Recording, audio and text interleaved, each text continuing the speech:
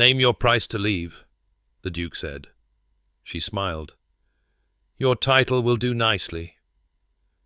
The carriage wheels struck a rut, and Cordelia Blackwood's forehead connected with the window frame for the third time in as many miles. She pressed her palm against the growing bruise and wondered, not for the first time, whether dignity was truly worth the 4-hour journey from London in a mail coach that smelled distinctly of wet sheep. It was, she decided. It had to be. Outside the rain-streaked window, the Hertfordshire countryside rolled past in watercolour shades of grey and green, the late October sky pressing down like a damp wool blanket. Somewhere ahead, through the mist and drizzle, lay Thornfield Manor seat of the Duke of Thornfield, one of the most powerful men in England, and currently in possession of an 8-year-old daughter who had driven away 7 governesses in 2 years. 7. Cordelia had done her research. Miss Hendricks had lasted 4 months before departing in tears. Mrs. Crawford had managed 6 weeks. The most recent, a stern Scottish woman named Miss Macpherson, who came with impeccable references and a reputation for taming difficult children, had fled after only 9 days, reportedly claiming that Lady Isabel Ashworth was not a child at all, but a changeling sent to torment the righteous. Cordelia smiled despite herself. She rather liked the sound of Lady Isabel. The coach lurched again, and her small valise slid across the seat. She steadied it with one hand, feeling the worn leather beneath her fingers. Everything she owned was in that bag. 3 serviceable dresses, 2 sets of undergarments, her mother's pearl earrings that she would die before selling, and a letter of recommendation so heavily edited it barely resembled the truth. "Miss Blackwood possesses an adequate understanding of French, Italian, and watercolours," Lady Whitmore had written, her pen strokes as cold as her heart. "She is competent with a pianoforte, and may be relied upon to maintain basic order in a schoolroom." What Lady Whitmore had not written: "Miss Blackwood refused to let me beat my son for crying. Miss Blackwood told me that children are people, not ornaments. Miss Blackwood has opinions, which is intolerable in a servant." Cordelia had lasted 3 months in the Whitmore household. 3 months of biting her tongue until it bled, of watching a 6-year-old boy flinch whenever his mother entered the room, of pretending she didn't notice when Lord Whitmore's gaze lingered too long on her figure. In the end, she'd thrown a vase at Lord Whitmore's head when he'd cornered her in the library mist, unfortunately, and Lady Whitmore had dismissed her without a reference. That had been 4 months ago. 4 months of dwindling savings and increasingly desperate applications, of watching her last decent dress grow shiny at the elbows and her boots develop cracks that let in the rain. 4 months of being reminded over and over that Miss Cordelia Blackwood, formerly of Blackwood House in Surrey, daughter of the respected merchant George Blackwood, was now nothing more than another desperate woman seeking employment in a world that had no use for desperate women. But this position, this was different. The Duke of Thornfield was known for paying handsomely, and his estate was far enough from London that gossip would be slow to reach him. More importantly, he had a reputation for caring about nothing except results. He would not care about her father's disgrace or her lack of proper references. He would care only about whether she could manage his impossible daughter. And Cordelia could manage anything. She had to. There was no one else left to manage it for her. The coach crested a hill, and suddenly the mist parted like a curtain being drawn back, and there it was, Thornfield Manor, rising from the landscape like something out of a Gothic novel. Grey stone walls, towering chimneys, windows that caught the weak afternoon light and threw it back like a challenge. The building sprawled across the hilltop, massive and imposing and utterly indifferent to the tiny carriage approaching its gates. Cordelia's stomach tightened. She had grown up comfortable, surrounded by warmth and books and her father's booming laugh. Their home in Surrey had been prosperous but not grand, filled with the chaos of a merchant's life, papers everywhere, visitors at all hours, the smell of her mother's roses drifting through open windows. This was something else entirely. This was old money, old power, old stone that had watched generations of Ashworths live and die and considered them all equally insignificant. "You are not insignificant," she told herself firmly. "You are exactly what that child needs, and you will make them see it." The carriage rattled through the gates and up the long drive, gravel crunching beneath the wheels. By the time they reached the front entrance, Cordelia had composed her face into an expression of serene competence, her back straight, her hands folded in her lap. She was not nervous. She was never nervous. Nervousness was a luxury she could no longer afford. A footman emerged to open the carriage door, his livery immaculate despite the drizzle. He did not offer his hand to help her down, and she did not expect him to. Governesses occupied a peculiar position in a great house, not quite servant, not quite family, not quite anything at all. She was used to being invisible. Sometimes it was even useful. "Miss Blackwood, for the governess position," she said crisply. "I have an appointment with His Grace." The footman's eyebrows rose almost imperceptibly. "His Grace is occupied. The housekeeper will see you." Of course he was occupied. Dukes were always occupied, especially when dealing with something as insignificant as a governess. Cordelia had expected nothing else. She followed the footman through the massive front doors and into a hall that seemed designed to make visitors feel small. Marble floors, soaring ceilings, portraits of stern Ashworth ancestors glaring down from gilded frames. The air smelled of beeswax and old wood and money, that particular scent of accumulated wealth that Cordelia had learned to recognize during her time in grand houses. A woman emerged from a side door, her grey dress severe, her silver hair pulled back so tightly it seemed to stretch the skin of her face. Mrs. Hartley, Cordelia presumed the housekeeper, whose name had appeared in the correspondence. She looked Cordelia up and down with the kind of assessment that missed nothing: the worn hem of her travelling dress, the carefully mended gloves, the face that was pretty but not beautiful, the posture that refused to apologize for any of it. "Miss Blackwood." It was not a greeting so much as a classification. "You're younger than your letter suggested." "I am 26, Mrs. Hartley. Old enough to have experience, young enough to have patience." Cordelia kept her voice pleasant but firm. First impressions mattered, especially with housekeepers. They could make a governess's life tolerable or miserable, and Mrs. Hartley had the look of a woman who enjoyed choosing miserable. "His Grace will see you in his study. You have 5 minutes." Mrs. Hartley's lips thinned. The last 3 applicants had 5 minutes. None of them lasted past the first. A warning or a challenge, Cordelia couldn't tell. Perhaps both. She followed the housekeeper through a maze of corridors, her boots clicking against the marble, her heart beating just slightly faster than she would have preferred. The study door loomed before her heavy oak, polished to a mirror shine, and Mrs. Hartley opened it without knocking, stepping aside to let Cordelia enter. "Miss Blackwood, Your Grace, for the governess position." The door closed behind her with a sound like a verdict. The study was large, lined with books that looked like they had actually been read, dominated by a massive desk positioned before windows that overlooked the rain-soaked gardens. And behind that desk sat the Duke of Thornfield.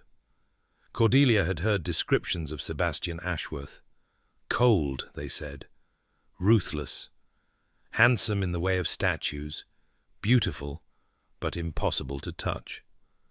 What she had not expected was the sheer physical presence of the man, the way he seemed to take up more space than his body actually occupied, the way his grey eyes found hers and held them with an intensity that made something in her chest tighten.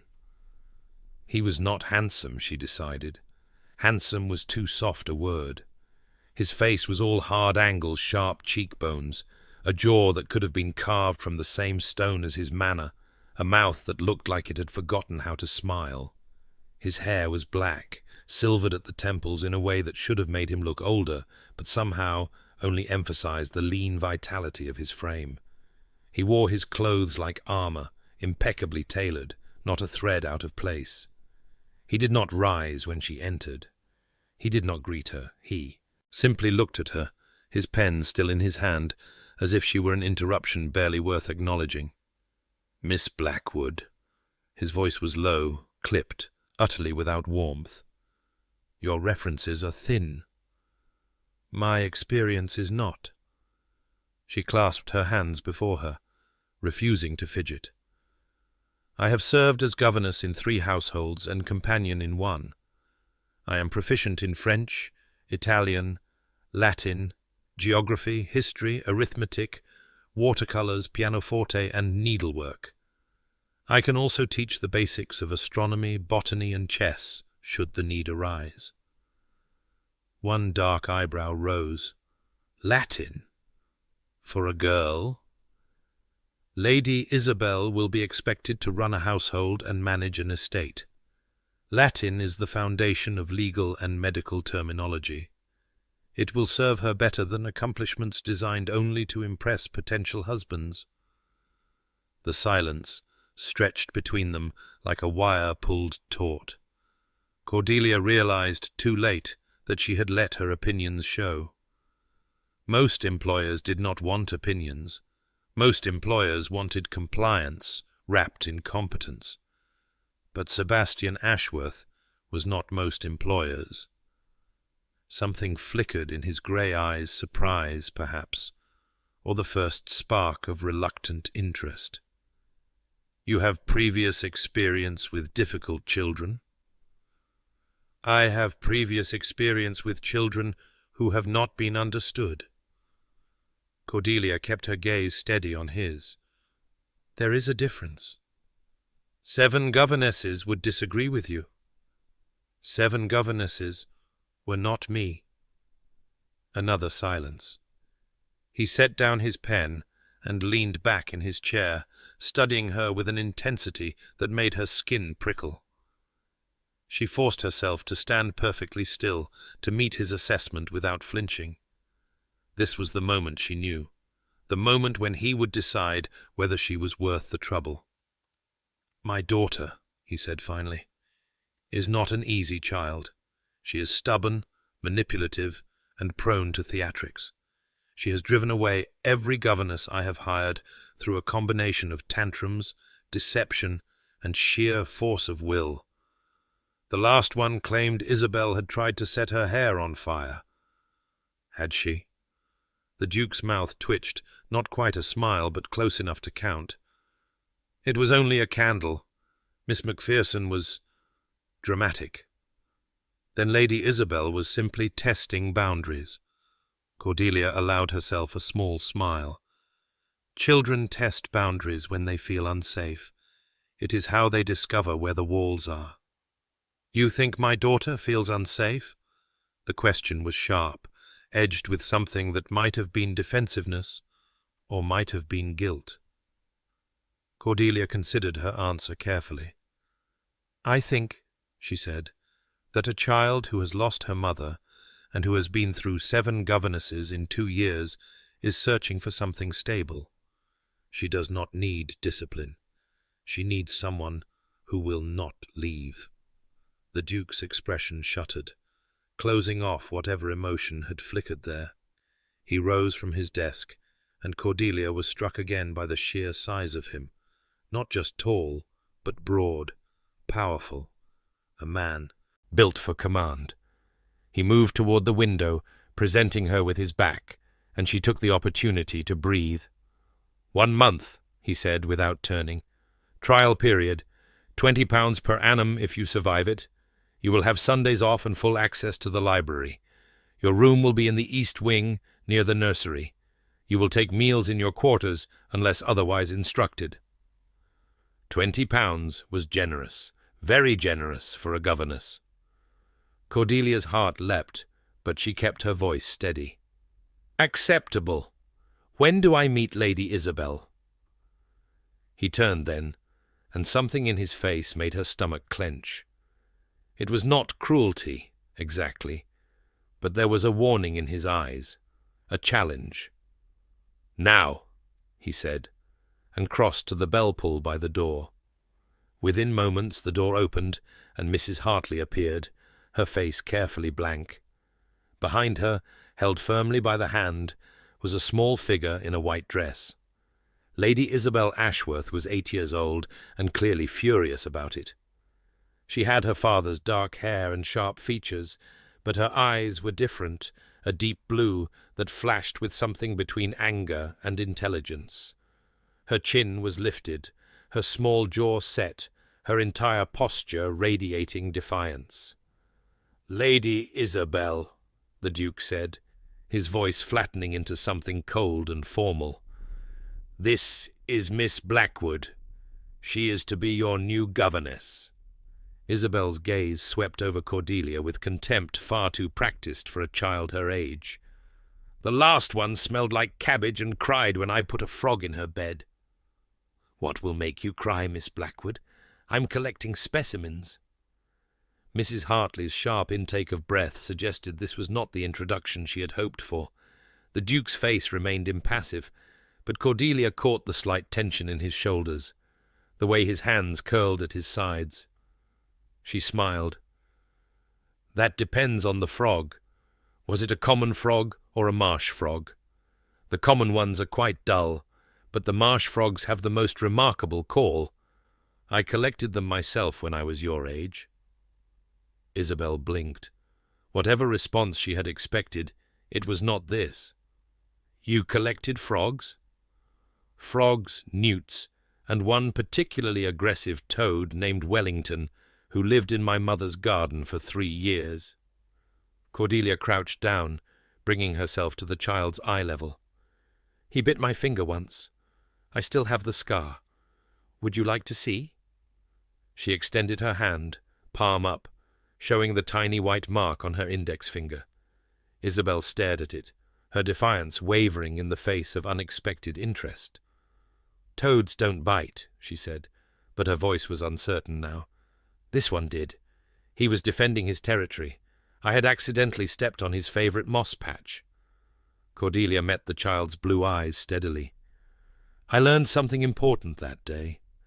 Sometimes the creatures who seem the most difficult are just protecting something they love." Something flickered in Isabel's face, recognition perhaps, or the first crack in her carefully constructed walls. Then her expression hardened again, and she pulled her hand free from Mrs. Hartley's grip. "Father says you have 1 month. The last governess didn't last 9 days. She lifted her chin. "I wager you won't last a fortnight." "Then we shall have to see who wins that wager." Cordelia rose, keeping her voice light. "I should warn you, though I have never lost a wager in my life." It was a lie, of course. She had lost countless wagers, countless gambles, countless hopes. But Isabel didn't need to know that. Isabel needed someone who would not be moved, who would stand firm no matter how hard she pushed. The Duke cleared his throat. "Mrs. Hartley will show you to your quarters. Dinner is at 8. You will take it in the nursery this evening." His grey eyes met hers for just a moment, unreadable. "Welcome to Thornfield, Miss Blackwood." It was not a welcome. It was a dare. Cordelia smiled, her most serene, most unshakable smile, and followed Mrs. Hartley out of the study. Her room was small but clean, tucked into the east wing of the manor, with a window overlooking the gardens. The furniture was serviceable: a narrow bed, a washstand, a writing desk, a wardrobe large enough to hold her meagre possessions 3 times over. Someone had lit a fire in the grate, and the warmth was so unexpected that Cordelia stood in the doorway for a long moment, just breathing it in. "The nursery is through the connecting door," Mrs. Hartley said, her voice as cold as ever. "Lady Isabel's quarters are beyond. She takes breakfast at 8 and lessons at 9, tea at 4. She is permitted 1 hour of outdoor exercise per day, weather allowing. And when the weather does not allow, she is to remain in the nursery." Mrs. Hartley's lips thinned. "The child is energetic." It is best to keep her contained. Contained, like an animal, like a problem to be managed rather than a child to be nurtured. Cordelia nodded, keeping her thoughts off her face. I understand. Do you? The housekeeper stepped closer, her grey eyes hard. You seem very confident, Miss Blackwood, very sure of yourself for a woman in your position. A woman in your position. Cordelia heard what was not said. A woman without connections, without references, without protection. A woman who could be dismissed at any moment and left with nothing. I am sure of my abilities, she said quietly. Nothing more. Mrs. Hartley held her gaze for a long moment, then stepped back. Dinner will be sent up at 8. I would advise you to rest. Tomorrow will be trying. The door closed behind her, and Cordelia was alone. She sat on the edge of the narrow bed, her hands trembling slightly in her lap. The fire crackled. The rain continued to tap against the window. Somewhere in this vast, cold house, a lonely child was planning her next attack, and a cold, closed-off Duke was pretending he didn't care about any of it. 1 month, Cordelia told herself. Just survive 1 month, and everything will be different. She unpacked her valise, hanging her 3 dresses in the cavernous wardrobe, setting her mother's pearl earrings on the nightstand where she could see them. Then she washed her face in the basin of cold water, pinned up her copper hair more tightly, and squared her shoulders. Time to meet her enemy. The nursery was everything Cordelia had expected, and nothing she had hoped for. It was a large room, well lit, with windows that would be bright on sunny days.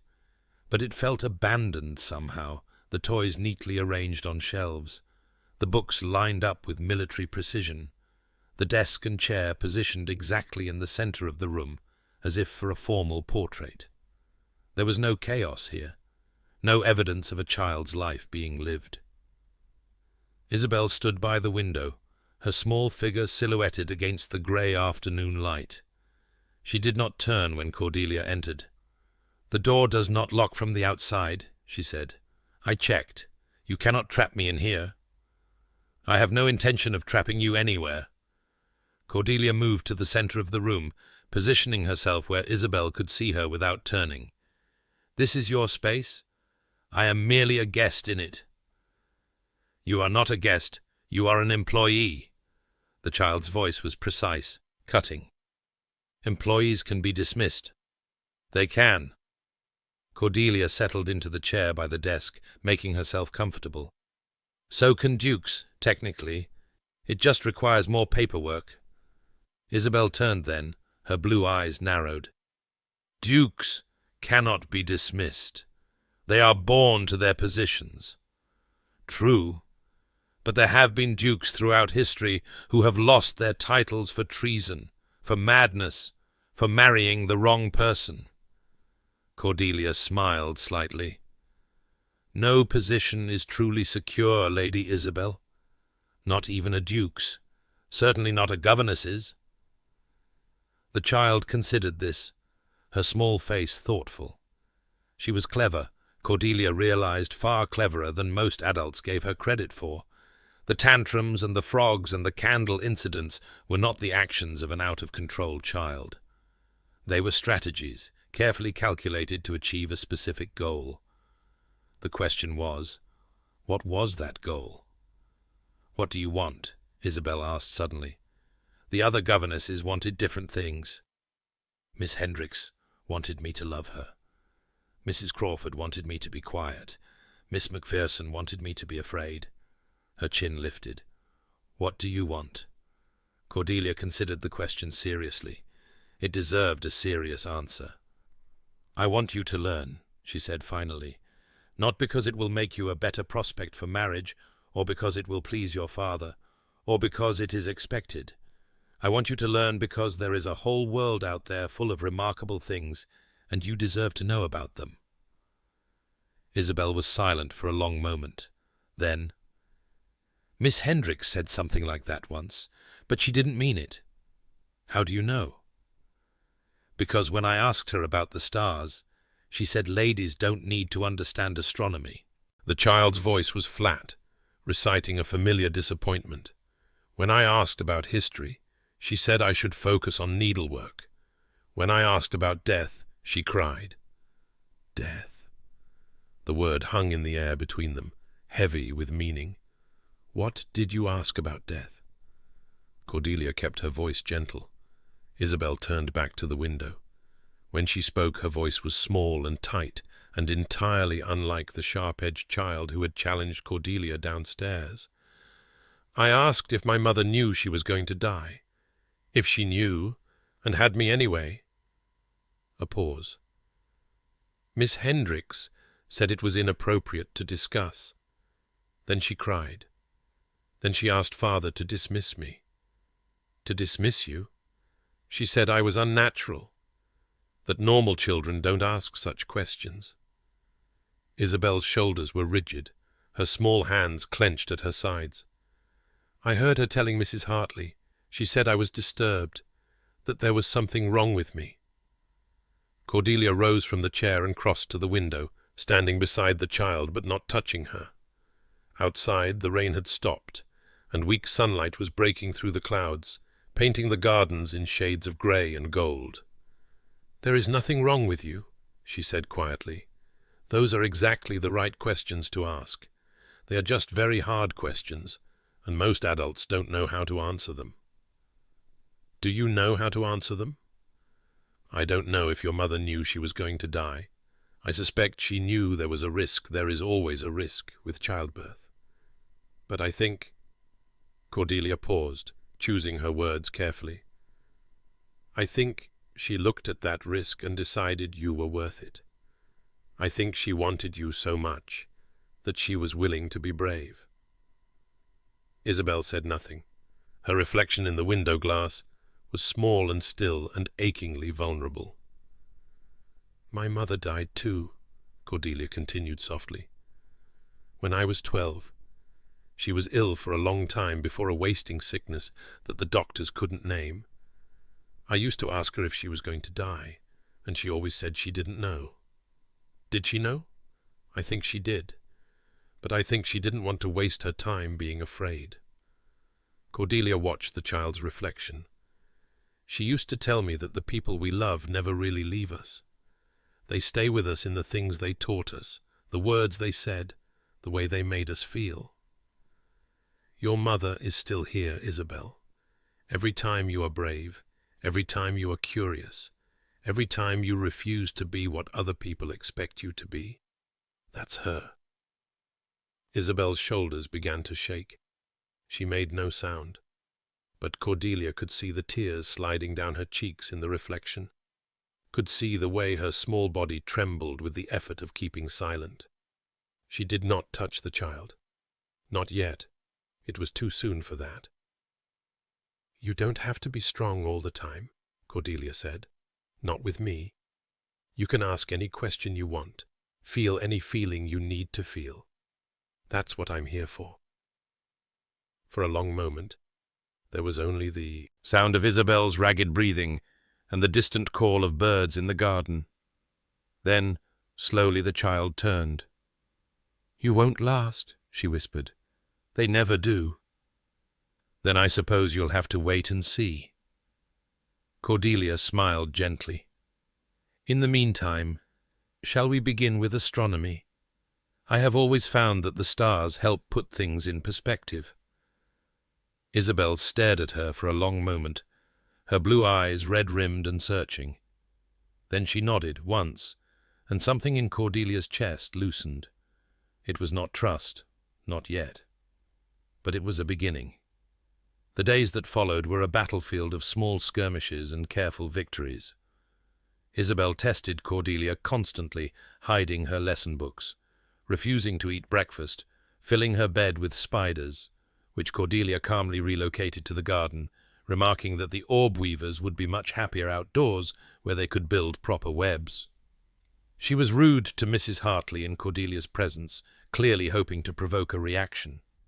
She asked increasingly shocking questions about death, disease, and the various ways people could meet unpleasant ends, watching Cordelia's face carefully for signs of distress. Cordelia answered every question honestly. She responded to every provocation with calm good humor. She did not yell, did not cry, did not threaten or punish or withdraw. She simply remained steady as stone, immovable as the manor itself. And slowly, imperceptibly, something began to shift. By the third day, Isabel stopped hiding her books. By the fifth, she asked grudgingly if Cordelia knew any more stories about Wellington the aggressive toad. By the seventh, she laughed at one of Cordelia's jokes and then looked horrified at herself, as if laughter were a betrayal. They studied astronomy together, tracing the constellations on star charts and discussing the myths behind them. They read history, not the dry recitations of kings and battles that Miss Hendricks had favored, but stories of remarkable women who had defied expectations. Eleanor of Aquitaine, Boudicca, the scientist Mary Somerville. Isabel was particularly fascinated by Boudicca, the warrior queen who had led a rebellion against Rome. She lost, though, Isabel said one afternoon, frowning at the illustration in their book. The Romans won in the end. They won the battle, Cordelia agreed, but Boudicca's story survived for almost 2,000 years. She inspired generations of people to stand up for what they believed in. That's a different kind of victory. Isabel considered this. Father says winning is the only thing that matters. Your father says a great many things. Cordelia kept her voice neutral. But I notice he has a library full of books about people who lost battles but won history. Perhaps he is not as certain as he pretends to be. The child's eyes widened slightly at this, but she said nothing more. The seed, however, had been planted. The Duke himself remained a distant presence, a shadow Cordelia glimpsed. Occasionally in hallways, a voice she heard giving orders to servants, a figure she watched from the nursery window as he rode out on a black stallion, his back straight, his face unreadable. He did not summon her for progress reports. He did not inquire about his daughter's studies. He did not, as far as Cordelia could tell, acknowledge her existence at all. It should not have bothered her. She was the governess. He was the employer. Their interaction need not extend beyond her wages and her duties. And yet, she found herself thinking about him at odd moments, the controlled power of his movements, the flicker of something human she had seen in his eyes when he spoke of his daughter, the way his voice had dropped when he mentioned the governesses who had fled. There was pain there, beneath the cold surface. Pain and guilt, and something else she couldn't name. He blames himself, she thought one evening, watching him walk alone through the gardens below her window, his shoulders bowed against some invisible weight. For his wife's death, for his daughter's unhappiness, for all of it. It was not her concern. She had enough troubles of her own without adding the demons of a damaged duke to the list. And yet, watching him disappear into the gathering darkness, she felt something twist in her chest that was not quite pity, and not quite attraction, and not quite anything she could put a name to. Dangerous, she told herself firmly, turning away from the window. Dangerous and foolish, and entirely beside the point. She had a child to save. That was all that mattered. It was on the 9th day that everything changed. Cordelia woke to the sound of coughing, harsh, rattling coughs that echoed through the connecting door between her room and the nursery. She was on her feet before she was fully conscious, throwing on her wrapper and rushing through to find Isabel curled in her bed, her small body shaking, her face flushed an alarming red. Isabel. Cordelia pressed her hand to the child's forehead and felt her heart stop. Burning. The child was burning with fever. Isabel, can you hear me? The blue eyes that opened were glazed, unfocused. Mamma, the child whispered. Mamma, Is that you? Oh God, oh God. Cordelia's mind raced through every illness she knew: influenza, scarlet fever, the 100 nameless agues that claimed children's lives in their sleep. She needed a doctor. She needed cool water and clean cloths and someone who knew what they were doing. She needed help. "Stay here," she said, knowing it was foolish. Where would the child go? But needing to say something. "I'm going to get help. I'll be right back." She ran through the dark corridors of Thornfield Manor in her nightclothes, her bare feet slapping against the cold marble, her heart pounding in her ears. Mrs. Hartley's room. Where was Mrs. Hartley's room? She didn't know. She didn't know anything except that Isabel was sick, and she needed a doctor, and the child had called her Mama, and she collided with something solid and warm in the darkness, and strong hands caught her arms to keep her from falling. "Miss Blackwood!" The Duke's voice, rough with sleep and sharp with alarm. "What the devil? Isabel!" The word came out as a gasp. "She's sick. High fever. She needs a doctor. She needs—" She didn't finish the sentence. The Duke was already moving, striding past her toward the nursery, his long legs eating up the distance. Cordelia ran to keep up, her wrapper streaming behind her. When they reached the nursery, the Duke stopped in the doorway, his face going pale in the candlelight. His daughter lay curled in her bed, smaller than ever, her breath coming in harsh gasps. She was crying now, calling for her mother in a high, thin voice that cut through Cordelia like a blade. "Catherine," Isabel sobbed. "Mama, where are you? Why did you leave me?" The Duke made a sound like a man who had been struck. He crossed to his daughter's bedside in 2 strides, gathering her burning body into his arms, pressing his lips to her damp forehead. "I'm here," he said, his voice cracking. "I'm here, Isabel. Father's here. Want Mama?" The child's fingers clutched weakly at his nightshirt. "Want Mama? Why doesn't she come?" Cordelia was already moving, pulling back the curtains to let in the grey dawn light, pouring water from the pitcher into the basin, soaking cloths to press against Isabel's feverish skin. Behind her, she heard the Duke calling for servants, his voice commanding even in crisis. Mrs. Hartley appeared in the doorway, took one look at the scene, and vanished to summon the doctor. The next hours blurred together like watercolors left in the rain. The doctor came a portly man with kind eyes, who examined Isabel with gentle hands and pronounced it a severe chill that had settled in her chest. Not consumption, not scarlet fever, just a bad cold that had turned dangerous because the child had been running about in the rain the day before and no one had noticed. No one except Cordelia, who had noticed, who had made sure Isabel changed into dry clothes and drank warm milk before bed, who had done everything right and still found herself here, watching a child she had come to care for, fight for breath. "She needs rest," the doctor said, packing away his instruments. "Cool compresses, liquids, and someone to watch over her through the night. The fever should break by morning if all goes well." "And if it doesn't?" The Duke's voice was raw. "Then we shall discuss other options." The doctor's tone was gentle but honest. "But I have every hope, Your Grace. She is a strong child." A strong child. Yes. Isabel was strong. Strong enough to fight 7 governesses. Strong enough to build walls around her heart. Strong enough to survive the loss of her mother. But even strong children could break. The Duke stood by his daughter's bedside as the doctor left, his face carved from stone, his hands clenched at his sides.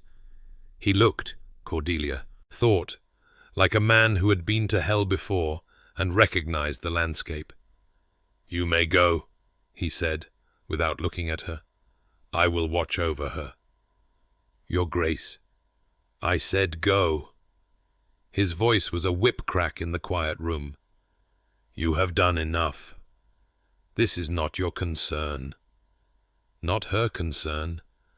The child who had begun to trust her, who had laughed at her jokes and asked about the stars and whispered questions about death, not her concern.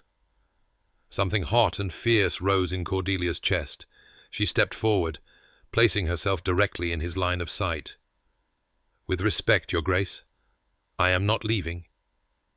His grey eyes snapped to hers, blazing with anger and fear and something else she couldn't name. "I beg your pardon?" "Isabel needs consistency. She needs to know that the people who care for her will not abandon her when things become difficult."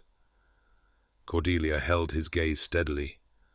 "I do not know what happened to the 7 governesses before me, but I suspect at least some of them left because they could not bear the hard parts.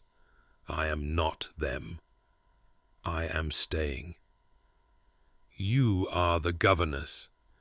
You do not give orders in this house." "I am the governess," she agreed, "which means that child's welfare is my responsibility, and I will not abandon her now, not when she needs me most." The silence stretched between them, taut as a bowstring. Outside, the sun was rising, painting the windows in shades of gold and rose. Inside, a child burned with fever, and 2 adults faced each other across a battlefield neither of them had expected. Finally, the Duke looked away. His shoulders slumped just slightly, but enough for Cordelia to see the exhaustion beneath the anger. "Very well," he said quietly. "Stay if you must, but do not get in my way."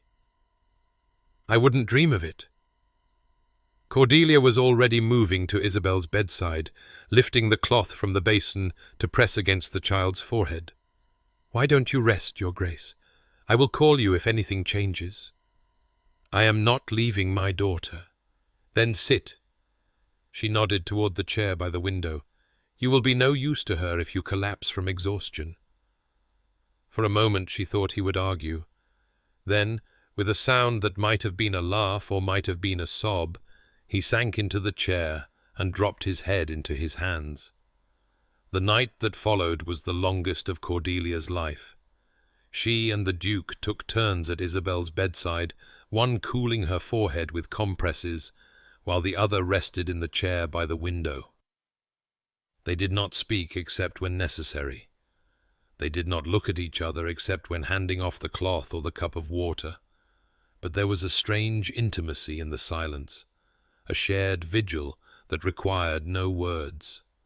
Isabel drifted in and out of consciousness, calling sometimes for her mother, sometimes for her father, once heartbreakingly for "Miss Blackwood, please don't go."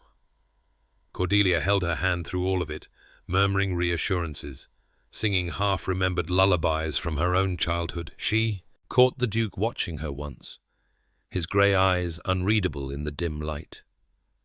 She did not know what he saw, but he looked away quickly, as if caught at something shameful. The fever peaked near midnight. Isabel's skin burned like fire, her small body trembling, her breath coming in harsh gasps. Cordelia prayed something she had not done since her mother's funeral, begging whatever power might be listening to spare this child. And then, near dawn, something shifted. The trembling stopped. The breathing eased. When Cordelia pressed her hand to Isabel's forehead, she felt the fever beginning to break at last. "She's cooling," she whispered, not trusting her voice to go louder. "She's going to be all right."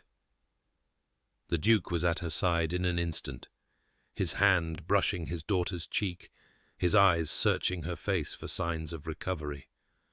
What he saw there made him close his eyes, and when he opened them again, they were bright with tears he did not shed. "Thank God," he breathed. "Thank God." Isabel stirred, her eyes fluttering open. They were clear now, no longer glazed with fever. She looked at her father, then at Cordelia, confusion giving way to recognition. "You're both here," she said, her voice hoarse but steady. "You're both still here?" "Of course we are." Cordelia smoothed the damp hair back from the child's forehead. "Where else would we be?" Isabel's hand found hers and held on with surprising strength. Her other hand reached for her father, who took it gently, as if afraid she might break. "Don't leave," Isabel whispered. "Promise you won't leave." "I promise," Cordelia said. The Duke said nothing, but his hand tightened on his daughter's, and something in his face cracked open a wall coming down, a fortress beginning to crumble. They stayed that way as the sun rose over Thornfield Manor, father and daughter and governess, bound together by a night of fear and hope and the first fragile threads of something that might, against all odds, become love. 3 hours later, Isabel was sleeping peacefully, her fever fully broken, her colour returning to normal. The doctor had come and gone, pronouncing her out of danger and prescribing rest and beef broth and no lessons for at least a week. Mrs. Hartley had taken over the vigil, her stern face softened by something that might have been relief. Cordelia sat in her own room, too exhausted to sleep, staring at the morning light streaming through her window. She had not changed out of her night clothes. She had not brushed her hair. She had not done anything except sit and breathe and try to process the long, terrible, miraculous night. She was still sitting there when the knock came at her door. "Come in." The Duke entered. He had changed clothes, she saw with distant surprise that he was dressed immaculately, every line perfect, as if the night had never happened. But his face told a different story. There were shadows under his grey eyes, a tension in his jaw that spoke of emotion, barely contained. "Miss Blackwood." His voice was stiff, formal. "I came to speak with you." Cordelia rose, suddenly conscious of her state of undress. Her wrapper was thin, her hair loose around her shoulders, her feet bare on the cold floor. It was entirely improper, and she could not bring herself to care.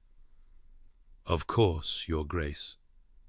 He moved to the window, his back to her, his hands clasped behind him. The posture reminded her of their first meeting, when he had dismissed her with cold efficiency and made clear that she was nothing more than another transaction. "You stayed," he said, "through the night, when I told you to go." "I did." "That was insubordinate." "Yes." He turned, and the look on his face made her breath catch. It was not anger. It was not cold distance.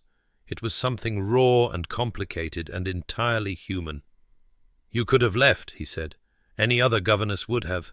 When things became difficult, when Isabel was sick and frightening and calling for her dead mother, you could have left." "I could have," Cordelia agreed. "I chose not to." "Why?" The question hung between them, heavy with meaning. Cordelia considered her answer carefully. "Because that child has been abandoned by everyone who should have protected her," she said finally. "Her mother died. Her father withdrew.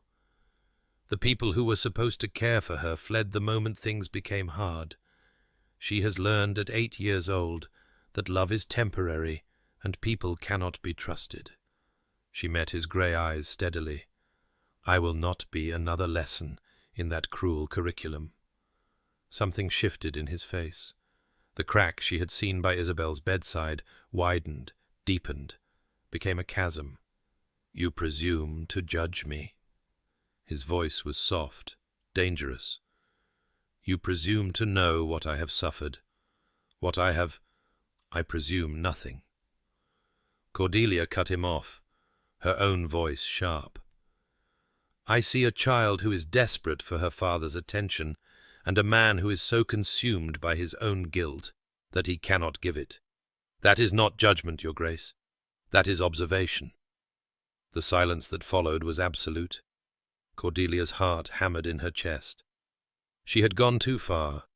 She knew she had gone too far, but she could not find it in herself to regret it. Finally the Duke spoke. His voice was cold again, but different somehow, brittle. "Name your price." Cordelia blinked. "I beg your pardon?" "To leave. Name your price. I will pay whatever you ask, a year's wages, 2 years, references, that will open any door in England. Name your price to leave, Miss Blackwood, and I will pay it." She stared at him. He stood rigid by the window, his jaw set, his eyes flat. He looked like a man bracing for a blow, preparing for the moment when she would take the money and go, confirming everything he had ever believed about the transactional nature of human connection. And in that moment, Cordelia understood. He was not trying to dismiss her. He was trying to test her. He was waiting for her to prove that she was like everyone else, that she could be bought, that her care had a price, that nothing in this world was given freely. He was waiting for her to abandon him too. Cordelia smiled. It was not a kind smile or a gentle one. It was the smile of a woman who had been underestimated her entire life and had grown very tired of it. "Your title will do nicely," she said. The words fell into the silence like stones into still water. The Duke's face went blank with shock. "I beg your pardon?" "You asked my price. I've given it." Cordelia tilted her chin up, meeting his incredulous stare. "Your title, Your Grace. That is what I want." He stared at her for a long moment. Then, "You cannot be serious." "I am entirely serious." She took a step toward him, then another, closing the distance between them, until she was near enough to see the gold flecks in his grey eyes, the way his pulse beat in his throat. "You think you can buy your way out of connection. You think that if you pay enough, offer enough, throw enough money at a problem, it will go away. But I am not a problem to be solved, Your Grace, and your daughter is not a duty to be discharged." "You don't know what you're saying." His voice had dropped to nearly a whisper. "You don't know." "I know that you have built walls so high you cannot see over them. I know that you have convinced yourself that love is a transaction because transactions can be controlled and love cannot." She was trembling now, but she did not step back. "I know that somewhere inside that cold, guarded heart of yours is a man who sat by his daughter's bedside all night and wept when her fever broke. That is the man I am speaking to, not the Duke of Thornfield, not the man who calculates everything in pounds and pence, the man beneath." His hand came up. She thought he might push her away, but instead it hovered near her face, not quite touching, as if he were afraid she might shatter. "You are impertinent," he said hoarsely. "Frequently. And impossible. Often. And I—" He stopped. His hand dropped. His face closed like a door slamming shut. "You should rest, Miss Blackwood.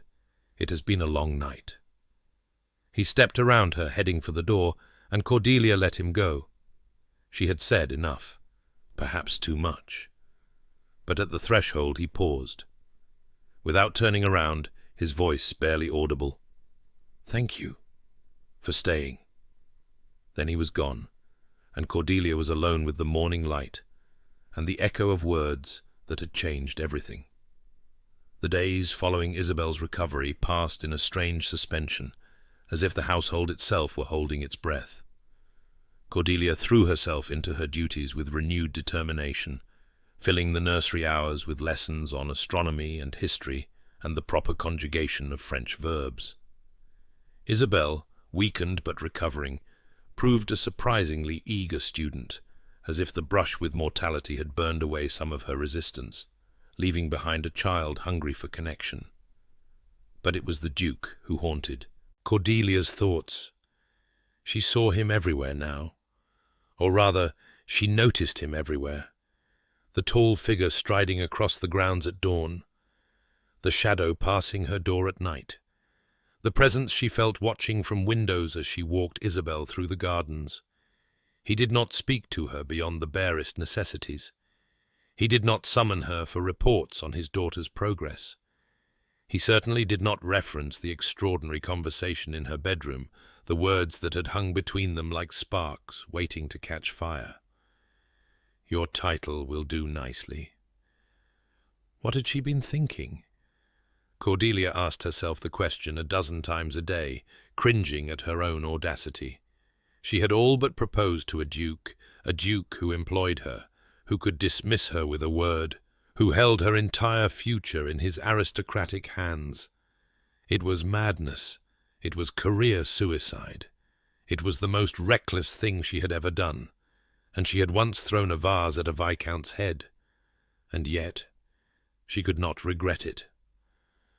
When she closed her eyes at night, she saw the look on his face in that moment, the shock, the vulnerability, the crack in the armor he wore so carefully. She had reached him. For just an instant, she had seen the man beneath the Duke, and that man had been worth reaching. Not that it mattered. He had retreated behind his walls, higher and thicker than before, and she was left to navigate the strange new landscape of Thornfield Manor alone. Miss Blackwood? Cordelia looked up from the star chart she was annotating to find Isabel watching her with an expression of unusual thoughtfulness.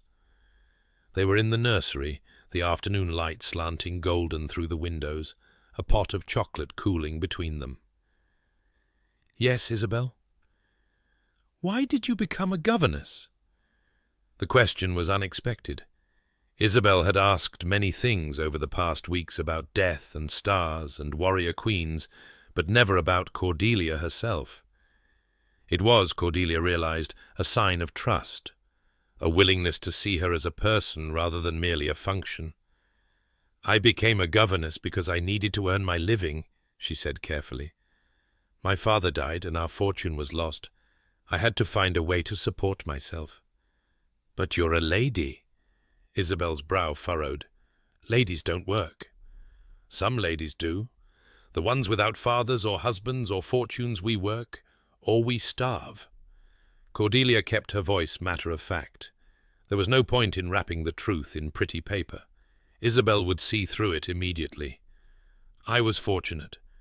I had an education, which meant I could teach. Many women in my position have far fewer options. Isabel absorbed this information, her small face solemn. Is that why you won't leave? Because you need the money? Partly. Cordelia set down her pen. But not entirely. I stay because I want to, because you are worth staying for. Something flickered in the child's blue eyes, hope, perhaps, or the first stirrings of belief. Then her expression shuttered, protecting itself. Father says everyone has a price. He says if you know what someone wants, you can control them. Your father, Cordelia said quietly, has been hurt very badly by people who wanted things from him. It has made him suspicious of everyone's motives, including his own. What do you want from him? The question caught Cordelia off guard. She opened her mouth to deflect, to change the subject, to say something appropriately governess-like about the impropriety of discussing one's employer. But Isabel was watching her with those sharp, knowing eyes, and she found she could not lie. I want him to be happy, she said. I want him to stop punishing himself for things that were not his fault. I want him to see how much you need him, not his money or his title, but him. She paused. And I want him to stop being afraid. Afraid of what? Of loving someone, of being loved. Cordelia smiled sadly. Your father thinks that if he keeps everyone at a distance, he cannot be hurt again. But the distance is hurting him too. It's hurting both of you. Isabel was quiet for a long moment. Then, in a small voice, He used to read to me, before Mamma died. He would come to the nursery every night and read me stories about knights and dragons and princesses who saved themselves. Her eyes glistened. He stopped after she died. He said he was too busy. He wasn't too busy. Cordelia reached across the table and took the child's hand. He was too sad, and he didn't know how to be sad in front of you, so he stayed away. That's stupid. Yes, it is. Cordelia squeezed her fingers. Grown-ups are often stupid about feelings. We think that if we hide them, they'll go away. But they don't go away. They just get bigger and heavier until we can't carry them anymore. Isabel looked down at their joined hands. Will you help him? Help him be less stupid? I don't know if I can. That's something he has to choose for himself. Cordelia paused. But I can help you. And maybe, if he sees how much better things can be, he'll find the courage to choose differently. The child nodded slowly. Then, with the mercurial shift that only children could manage, she pulled her hand free and reached for the star chart. You've made a mistake, she said, pointing at the constellation Cordelia had been annotating. That's not Cassiopeia. That's Cepheus. Cassiopeia is the one that looks like a W. Cordelia looked at the chart and laughed. You're absolutely right. I must have been distracted. By father? The question was innocent, curious, entirely without guile. Cordelia felt her cheeks warm. By many things, she said diplomatically. Now shall we continue with the lesson, or would you prefer to correct all my other mistakes? Isabel grinned a real grin, bright and mischievous, and Cordelia felt something ease in her chest. Whatever happened with the Duke, whatever walls he chose to build or tear down, she had this. She had a child who was beginning to trust, to laugh, to believe that she was worth loving. It would have to be enough. But it was not enough, not nearly. The truth of this became clear a week later, when Mrs. Hartley summoned Cordelia to her office with a summons that brooked no argument. The housekeeper's quarters were as severe as the woman herself. Dark furniture, minimal decoration, an air of judgment that permeated every surface. Close the door, Miss Blackwood. Cordelia obeyed, her stomach tightening. Something was wrong. She could feel it in the cold satisfaction that radiated from Mrs. Hartley like heat from a banked fire. I have been making inquiries. The housekeeper folded her hands on her desk, her eyes glittering. About your background, your references. Cordelia's heart began to pound, but she kept her face calm. I provided references when I applied for the position. Yes, a letter from Lady Whitmore, who speaks of your adequate qualifications and competent manner. Mrs. Hartley's lips curved into something that was not quite a smile. What Lady Whitmore did not mention, what your letter carefully omits, is the reason for your departure from her household. I left by mutual agreement. You were dismissed for assaulting Lord Whitmore. The words fell into the silence like stones into a frozen pond. Cordelia felt the blood drain from her face. That is not... I have spoken with Lady Whitmore's housekeeper, a woman of impeccable reputation, who was happy to share the details of your incident. Mrs. Hartley leaned forward. You threw a vase at a viscount, Miss Blackwood. You attacked a peer of the realm in his own home. He cornered me in the library. He put his hands on me without permission. I defended myself. That is not how Lady Whitmore tells it. Lady Whitmore was not there. No, but her word carries weight. Her husband's word carries weight. Mrs. Hartley's voice sharpened. And your word, Miss Blackwood, the word of a disgraced governess, the daughter of a failed merchant, carries nothing at all. Cordelia's hands clenched at her sides. She knew what was coming. She had always known it would come eventually, had dreaded this moment since the day she first entered Thornfield Manor with her worn valise and her desperate hope. "What do you want?" "I want you gone." Mrs. Hartley's pretense of civility dropped away, revealing the naked hostility beneath. "You do not belong here. You come into this house with your airs and your opinions, upsetting the order of things, filling Lady Isabel's head with ideas above her station. The child was difficult before, but manageable. Now she asks questions, challenges authority, believes she has the right to an opinion. She is 8 years old. Of course she has opinions. She is the daughter of a duke, and she should behave accordingly." Mrs. Hartley rose, her tall frame casting a shadow across the desk. "I have served this family for 20 years. I watched the Duke grow from a boy into a man. I watched him marry, watched him bury his wife, watched him close himself off from the world, and I will not stand by while some jumped-up merchant's daughter destroys everything I have worked to build." "I am not trying to destroy anything. You are trying to worm your way into his affections. Do not think I haven't noticed. The way you look at him, the way you speak of him to the child, you see an opportunity, and you are grasping for it with both hands. That is not true. Then you will have no objection to leaving." Mrs. Hartley smiled, and there was triumph in it. "I am giving you a choice, Miss Blackwood. Leave Thornfield tonight, quietly, without fuss, and I will not share what I have learned with His Grace. Your reputation will remain intact, such as it is. You can find another position, another household, another chance." "And if I refuse?" "Then I will tell His Grace everything. The vase, the Viscount, the real reason you have moved from household to household, never staying more than a few months." Mrs. Hartley's voice dropped to a purr. "I will tell him what manner of woman he has allowed near his daughter, and then you will leave anyway, but without a reference, without a penny, without any hope of respectable employment ever again."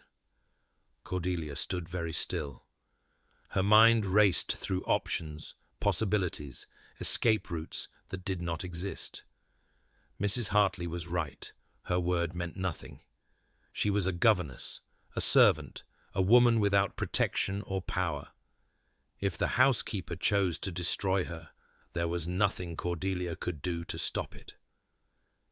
But there was Isabel. Isabel, who had finally begun to trust.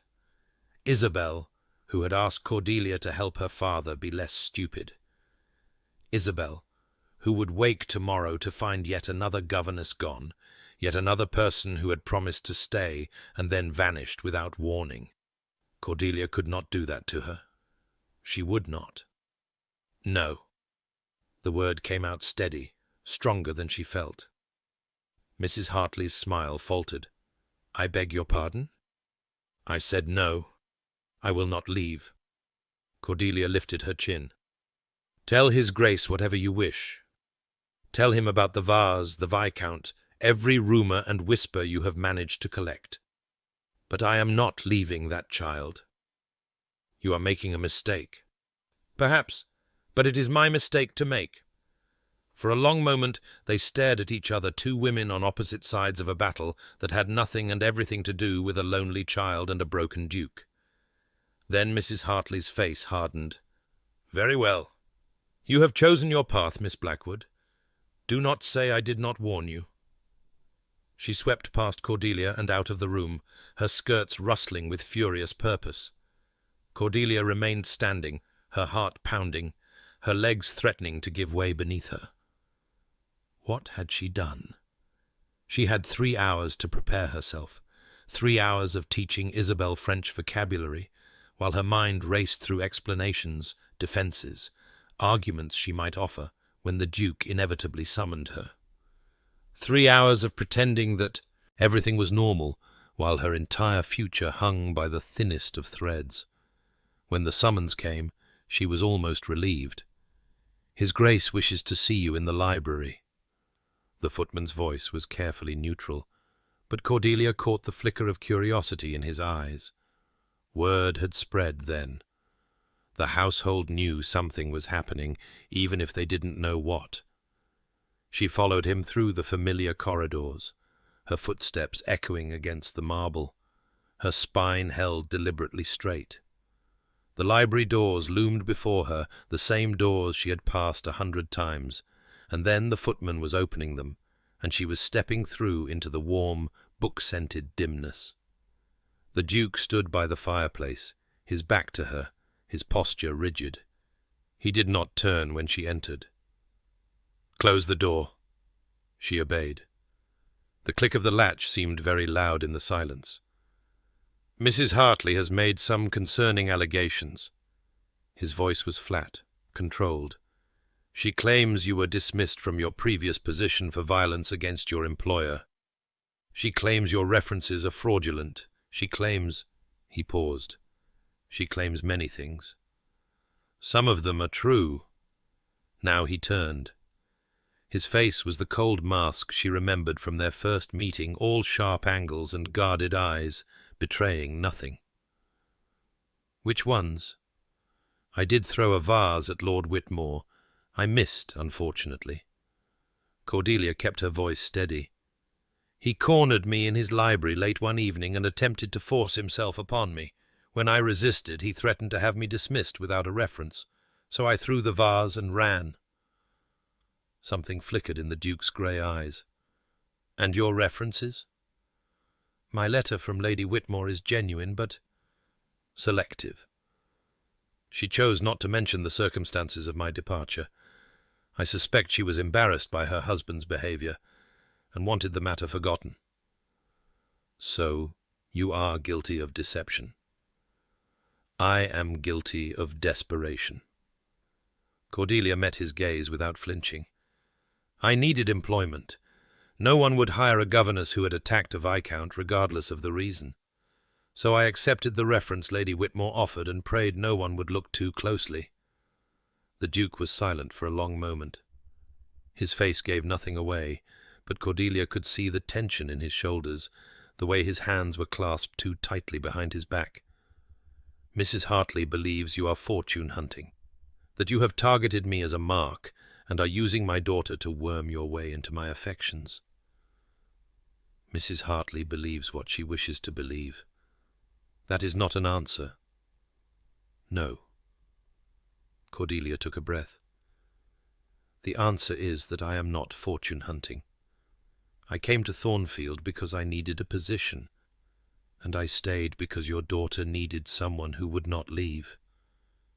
Everything else—" She hesitated. "Everything else is complicated." "Explain." The word was a command, sharp and uncompromising. Cordelia felt something in her chest tighten. "I cannot explain what I do, not understand myself." She moved toward him, stopping just out of arm's reach.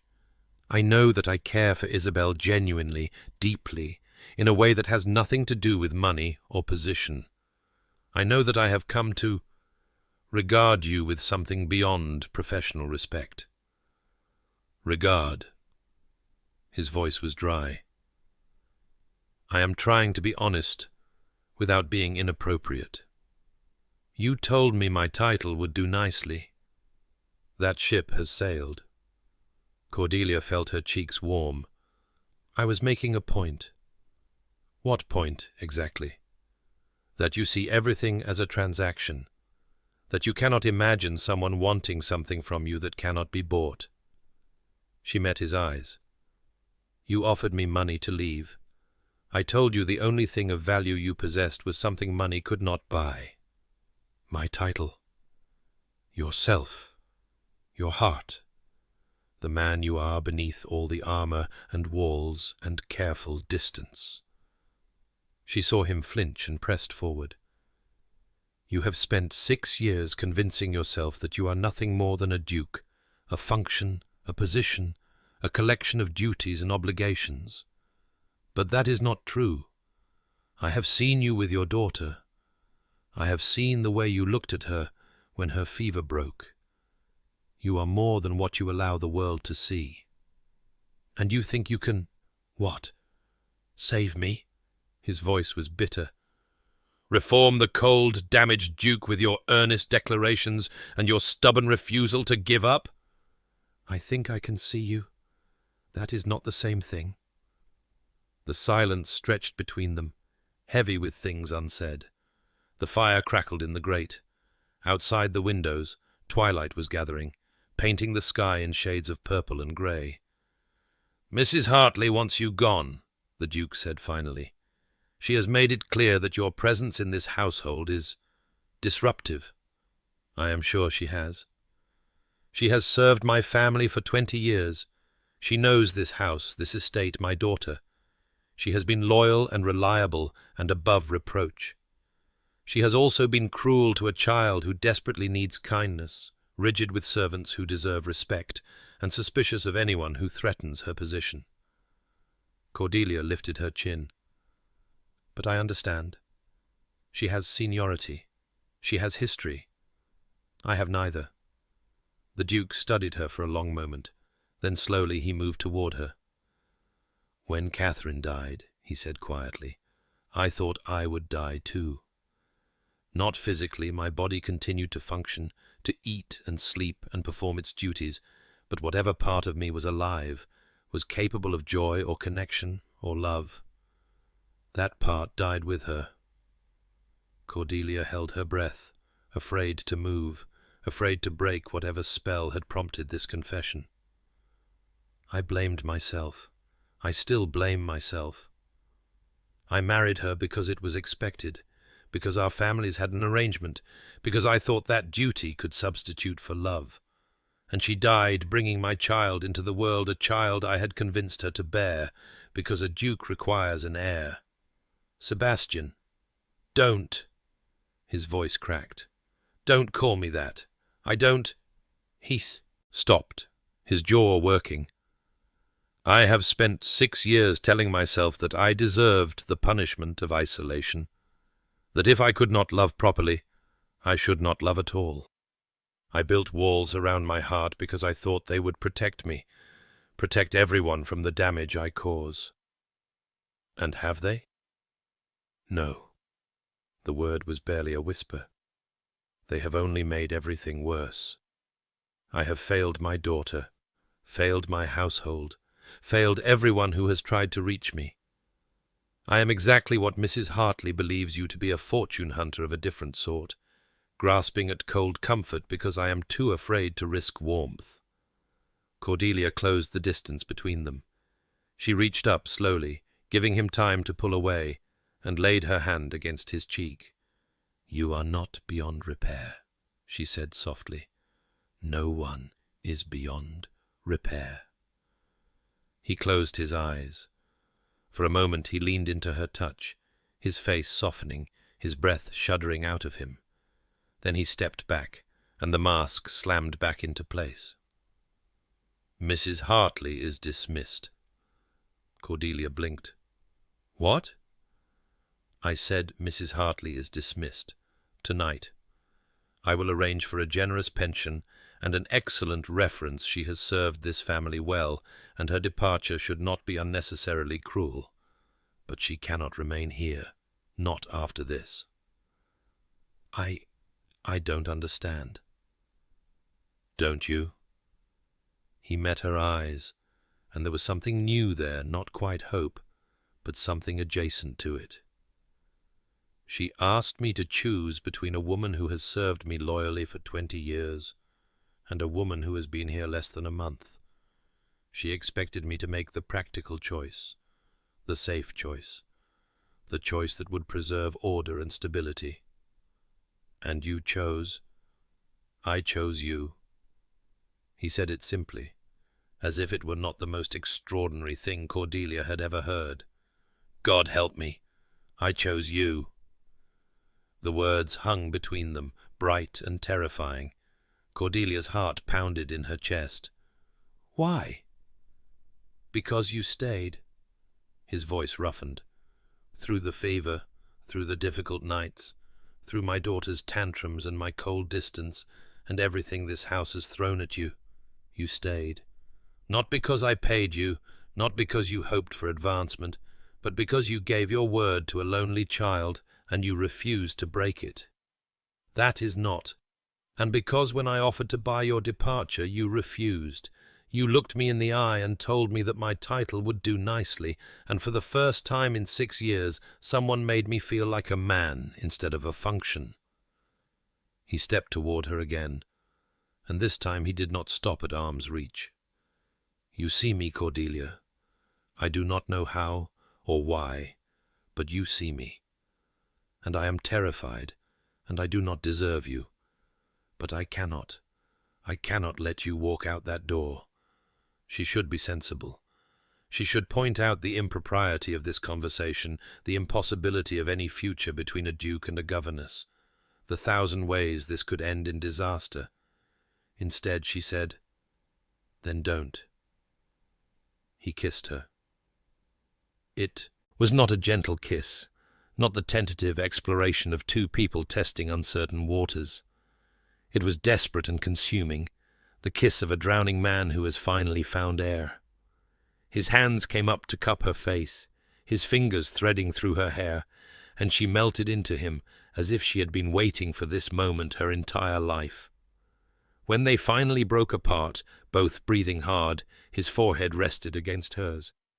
"This is madness," he murmured. "Complete madness," she agreed. "The scandal alone will be spectacular." He laughed, an actual laugh, rusty from disuse but real, and something in Cordelia's chest cracked open with joy. "What do we do now?" she asked. "I have no idea." He pulled back to look at her, his grey eyes warm for the first time since she had known him.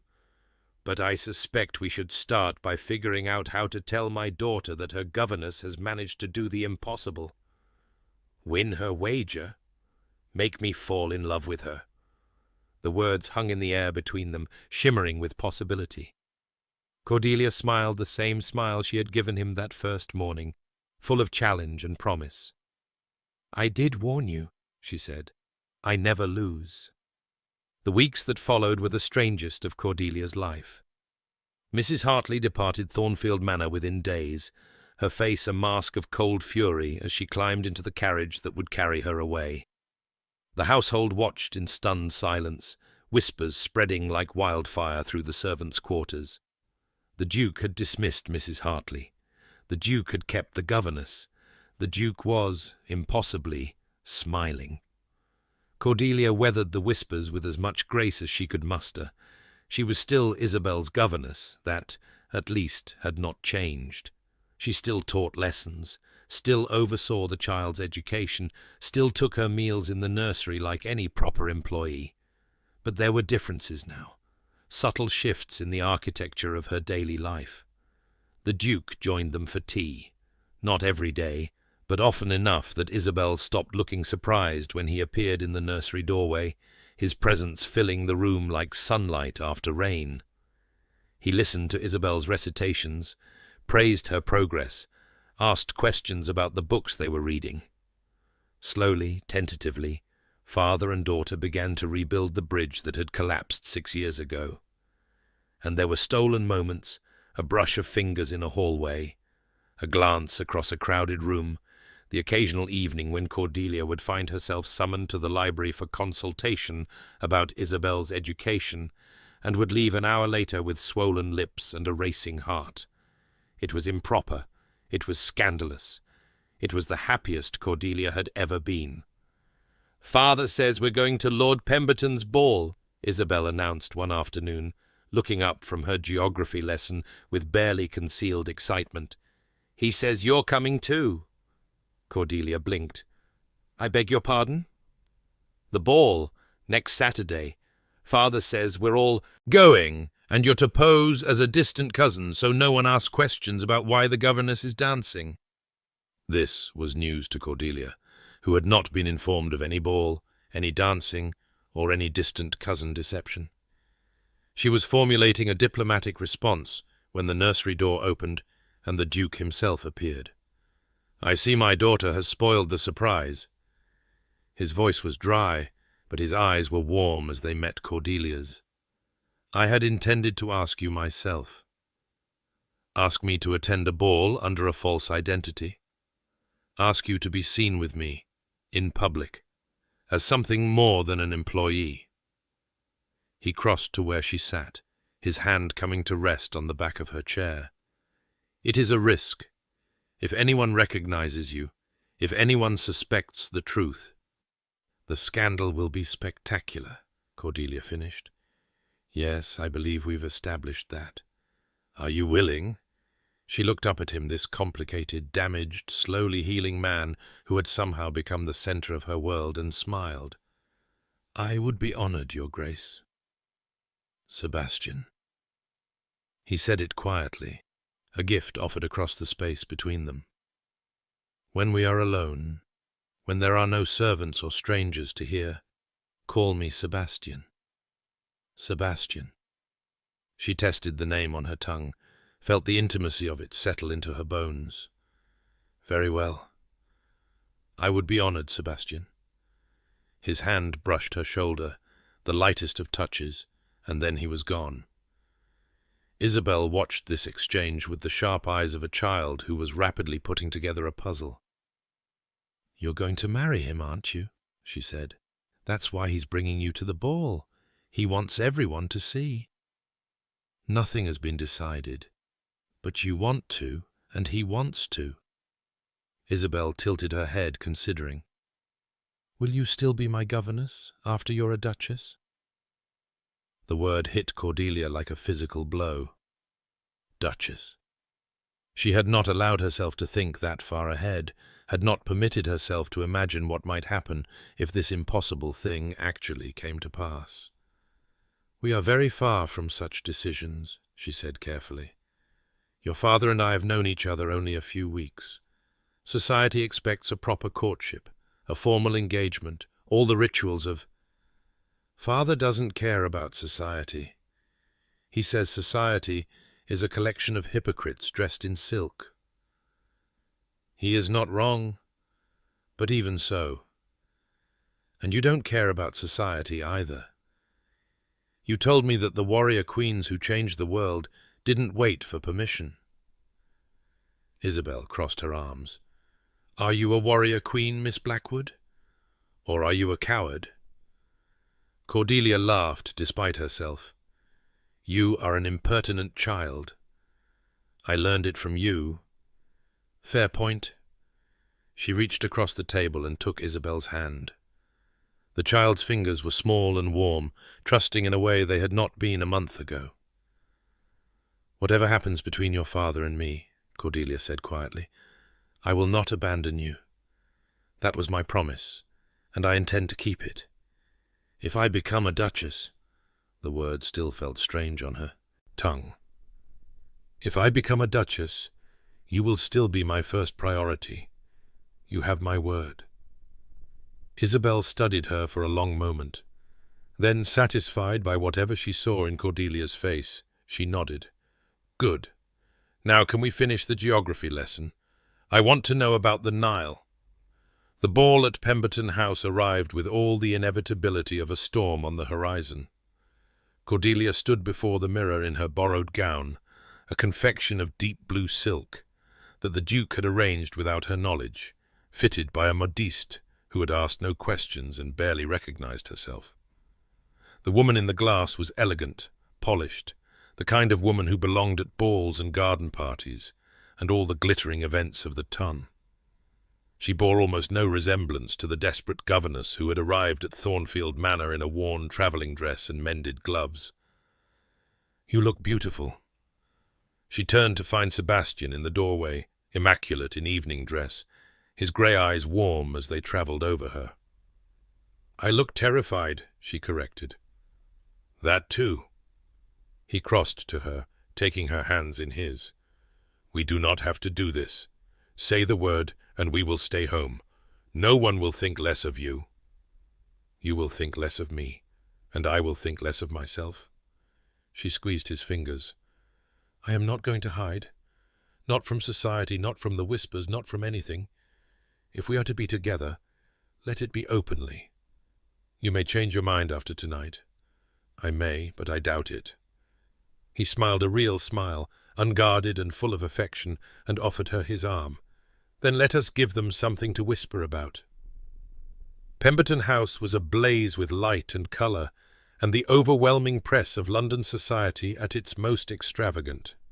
Cordelia had attended such events before, in another life, when she was still the daughter of a prosperous merchant, and the world had not yet taught her how quickly fortunes could fall.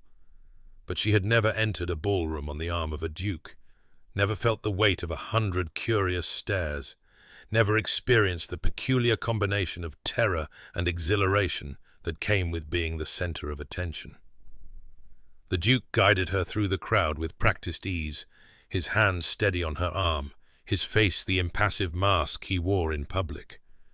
But she could feel the tension in his muscles, could see the way his jaw tightened when a matron whispered behind her fan. "His Grace, the Duke of Thornfield," the footman announced, "and Miss Cordelia Ashworth." Ashworth, not Blackwood. The false name had been Sebastian's idea, a distant cousin, he would explain to anyone who asked, visiting from the northern branch of the family. It was close enough to truth to be believable, far enough from it to provide protection. "Thornfield. By God, I never thought to see you at one of these things." A florid gentleman in an unfortunate waistcoat approached them, his voice booming across the crowd. "And with a lady on your arm, no less. Is this the mysterious cousin I've been hearing about?" "Lord Pemberton." Sebastian's voice was cool but polite. "May I present Miss Cordelia Ashworth? She is visiting from Yorkshire." "Yorkshire? Bit of a journey for a ball, what?" Lord Pemberton's eyes travelled over Cordelia with open curiosity. "Pleasure to meet you, Miss Ashworth. Any relation to the Ashworths of Harrogate? Distantly, I believe." Cordelia smiled her most charming smile, the one she had perfected in years of navigating difficult social situations. "It is a pleasure to meet you as well, Lord Pemberton. Your home is lovely." Yes, the wife's doing, all of it." He waved a dismissive hand. "Now then, Thornfield, you must tell me what's brought you out of that draughty old pile. Last I heard, you'd sworn off society entirely." "Circumstances change." "Evidently." Pemberton's eyes flickered between Sebastian and Cordelia, sharp with speculation. "Well, don't let me keep you. The dancing will start shortly, and I suspect you'll want to claim a set with your lovely cousin before the young bucks descend." He moved away, already hailing another acquaintance, and Cordelia let out a breath she hadn't realized she'd been holding. "That went well," Sebastian murmured. "That went adequately. The real test is yet to come." She was right. Over the next hour they were approached by a parade of curious aristocrats, each more pointed in their questions than the last. Who was Miss Ashworth? Where precisely in Yorkshire did she reside? How had she come to be visiting Thornfield? Why had she never been seen in society before? Cordelia answered each inquiry with practised ease, her responses vague enough to be true, specific enough to be believable. She had spent years learning to navigate the treacherous waters of high society, and those skills had not deserted her. But the whispers followed them everywhere. "Did you hear? Thornfield has actually brought a woman, a cousin, supposedly, though I've never heard of any Ashworths in Yorkshire. She's beautiful enough, I suppose, but there's something odd about her, something not quite right. I heard she arrived at Thornfield a month ago, as a governess." The last whisper cut through the murmur of conversation like a knife through silk. Cordelia felt Sebastian stiffen beside her. "Ignore them," he said quietly. "I am trying. They are vultures, feeding on the bones of other people's lives. They do not matter." But they did matter, and they both knew it. If word spread that the Duke of Thornfield was courting his daughter's governess, the scandal would be catastrophic. Cordelia's reputation would be destroyed. Sebastian's would be tarnished. Isabel would be tainted by association, whispered about as the product of an eccentric household, her marriage prospects diminished before she was old enough to know what marriage meant. The orchestra struck up a waltz, and Sebastian turned to her. "Dance with me." "Is that wise?" "Probably not. Dance with me anyway." She placed her hand in his, and he led her onto the floor. Dancing with Sebastian was nothing like dancing with the young men who had partnered her in her previous life. They had been nervous, uncertain, focused on the steps. Sebastian moved with the confidence of a man who had learned to waltz as a child and had never forgotten, his hand warm at her waist, his eyes never leaving hers. "You're staring," she murmured. "I am attempting to memorize this moment." "Why?" "Because you are magnificent." He spun her through a turn, their bodies moving in perfect synchrony. "Because you walked into a ballroom full of people who would destroy you given half a chance, and you smiled at them as if they were beneath your notice. Because you are braver than anyone I have ever known, and I do not deserve you." "You keep saying that." "It keeps being true." She wanted to argue, to tell him that he was wrong, that she was not brave so much as desperate, not magnificent so much as good at pretending. But the music swelled around them, and his hand tightened at her waist, and she let herself believe, just for a moment, that she was exactly what he saw. When the dance ended, they stood on the edge of the floor, breathing hard, their eyes locked. "Cordelia." "Miss Blackwood, how delightful to see you again." The voice was familiar, horribly, catastrophically familiar. Cordelia turned, and her blood ran cold. Lord Whitmore stood behind them, a glass of champagne in one hand, a smile of pure malice on his handsome face. He was older than she remembered, his golden hair threaded with grey, his once athletic figure softening around the middle, but his eyes were the same cold and calculating, the eyes of a predator who had cornered his prey. "I'm sorry," Sebastian said, his voice carefully neutral. "Have we met?" "Forgive me, Your Grace. I am Lord Whitmore, and I believe I am already acquainted with your companion, though she was not calling herself Ashworth the last time we met." His smile widened. "Miss Blackwood, isn't it? The governess? I must say you've done quite well for yourself since our last encounter." The world narrowed to a single point. Whitmore's satisfied face, Sebastian's rigid posture, the murmur of voices around them as nearby guests caught the scent of scandal. "I think you are mistaken, my lord," Cordelia said, her voice steady despite the terror clawing at her chest. "We have never met." "Oh, but we have. At my home in Sussex, not 8 months ago. You were governess to my son, if I recall correctly, until you attacked me with a vase and fled in the night like a common criminal." The whispers erupted, heads turned, fans fluttered. The nightmare that Cordelia had been dreading since she first entered Thornfield Manor had finally, inevitably arrived. "That is a lie." Sebastian's voice cut through the murmur, cold and sharp as a blade. "And I suggest you retract it immediately. I assure you, Your Grace, it is the truth. Ask anyone in my household. Miss Blackwood is a violent, unstable woman who should be nowhere near polite society and certainly nowhere near a man of your standing." Whitmore's eyes glittered with triumph. "I would hate for your reputation to be damaged by association with such a creature." Sebastian took a step forward. His face was the cold mask Cordelia had seen when they first met. But there was something different behind it now.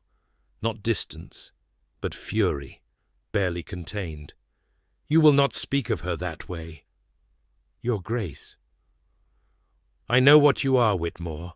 I know what you tried to do to her in your library." Sebastian's voice dropped to a register that made the nearby guests step back instinctively.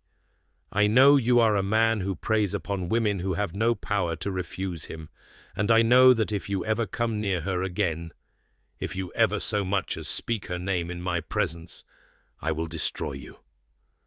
The silence that followed was absolute. Every eye in the ballroom was fixed upon them, every breath held in anticipation of what would come next. Whitmore's face had gone pale. "You cannot—" "I can, and I will." Sebastian stepped forward again, and this time Whitmore flinched backward. "You have made a grave error in judgment, my lord. You assumed that because she is a woman without fortune or family, she is without protection.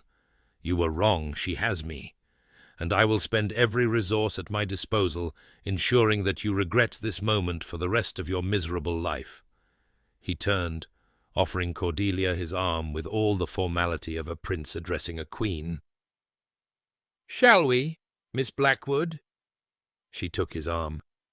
Her legs were shaking, her heart pounding, her mind spinning with the impossibility of what had just occurred. But she held her head high as they walked through the parted crowd, past the staring faces and the whispered speculations, out into the cool night air. The carriage ride home was silent. Sebastian sat across from her, his face unreadable, his hands clenched in his lap. Cordelia watched him through the darkness, trying to find words for what had happened. "You should not have done that," she said finally. "I should have done more. The scandal will be significant, yes." He met her eyes. "I do not care. You must care. Your daughter, my daughter would tell me that Boudicca did not care what the Romans thought, and neither should we." He reached across the space between them and took her hands. "Cordelia, I have spent 6 years caring what society thought. I have built my life around appearances and expectations and the judgment of people who matter nothing to me. And I am done. Sebastian, I love you." The words fell between them, simple and devastating. "I love you, and I will not hide it. Not from Whitmore, not from society, not from anyone. If they cannot accept that the Duke of Thornfield has chosen a governess, then they can go to the devil. It's not that simple." "No, it isn't." He raised her hands to his lips. "But I am done being simple. I am done being safe. I am done pretending that the walls I build protect me when all they do is trap me in my own loneliness." Cordelia felt tears prick at her eyes. "You might regret this." "I might, but I will regret losing you far more." He pressed a kiss to her knuckles. "Marry me, Cordelia. Not as a transaction, not as an arrangement, but as a choice. My choice. Yours." She stared at him through the darkness of the carriage, this impossible man who had started as her employer and become her world. "I am a governess," she said, "a merchant's daughter, a woman who threw a vase at a viscount." "You are magnificent." His voice was rough. "And you are mine, if you will have me." The carriage rattled through the night. The city lights flickered past the windows, and Cordelia, who had learned long ago that love was a luxury for those who could afford it, discovered that she had been wrong. "Yes," she said. "Yes, I will have you."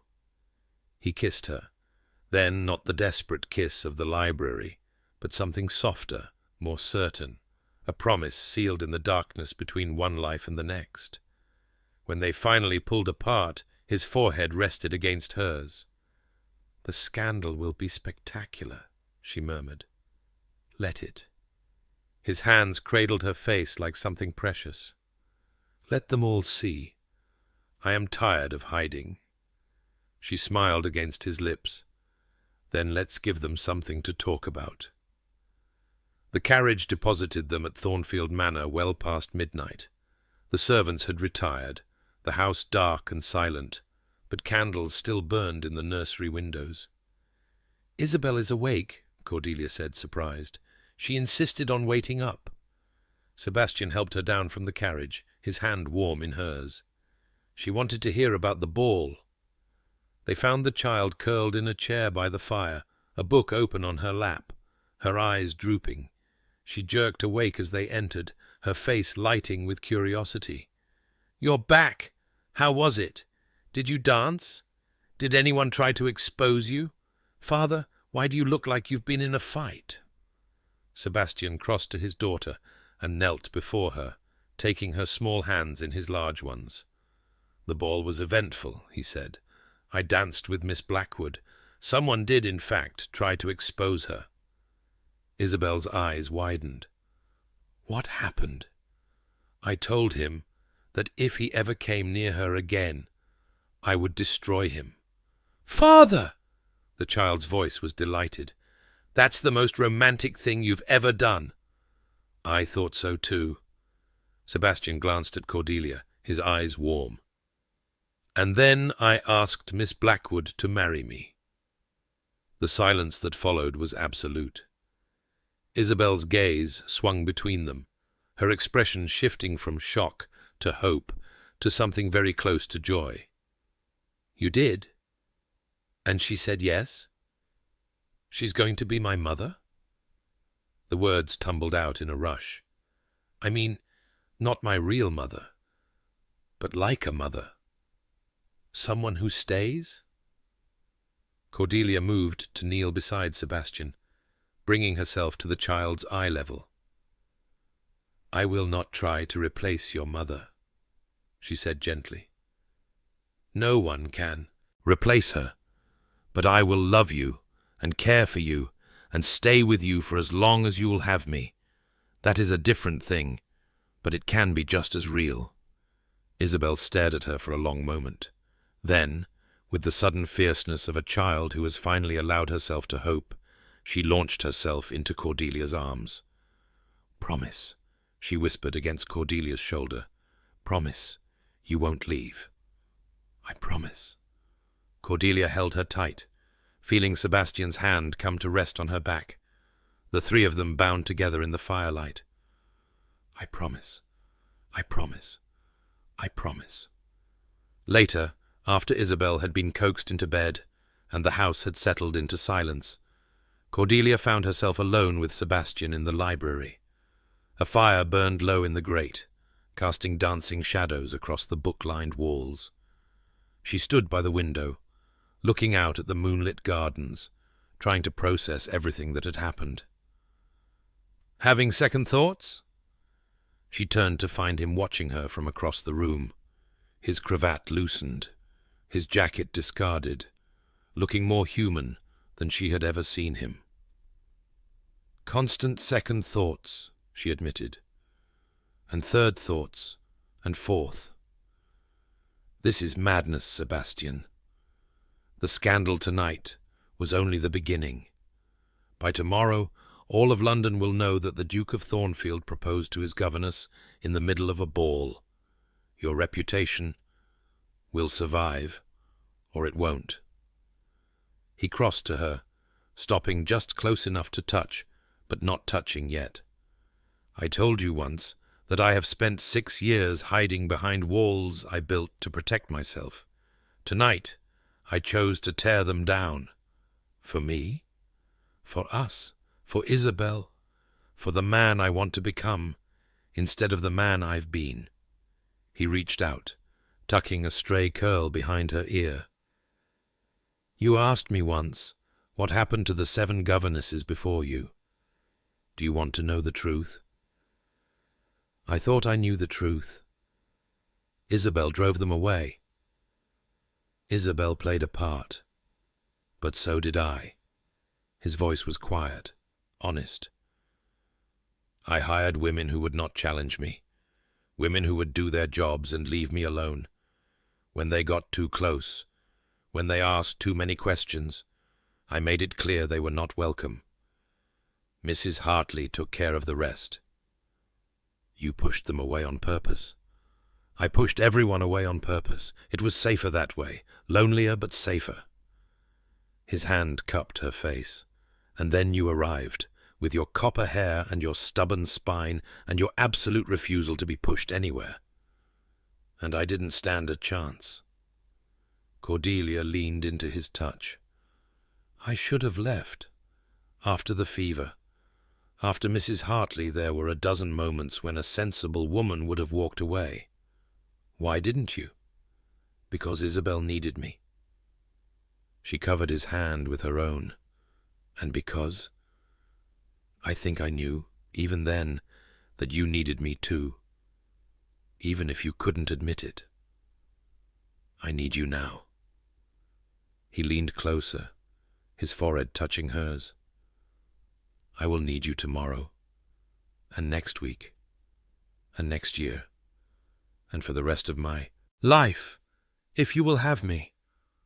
I already said yes. Tell me again. She smiled, pulling back enough to meet his eyes. Yes, I will marry you. I will be your wife, your partner, your challenger, your comfort. I will stay when things are hard, and fight when things are unfair, and love you even when you retreat behind your walls, because I know now how to climb them. She pressed a kiss to his palm. I will give you everything I have, Sebastian Ashworth, not because you bought me, but because I choose you, because I love you. He kissed her then, soft and sweet and full of promise.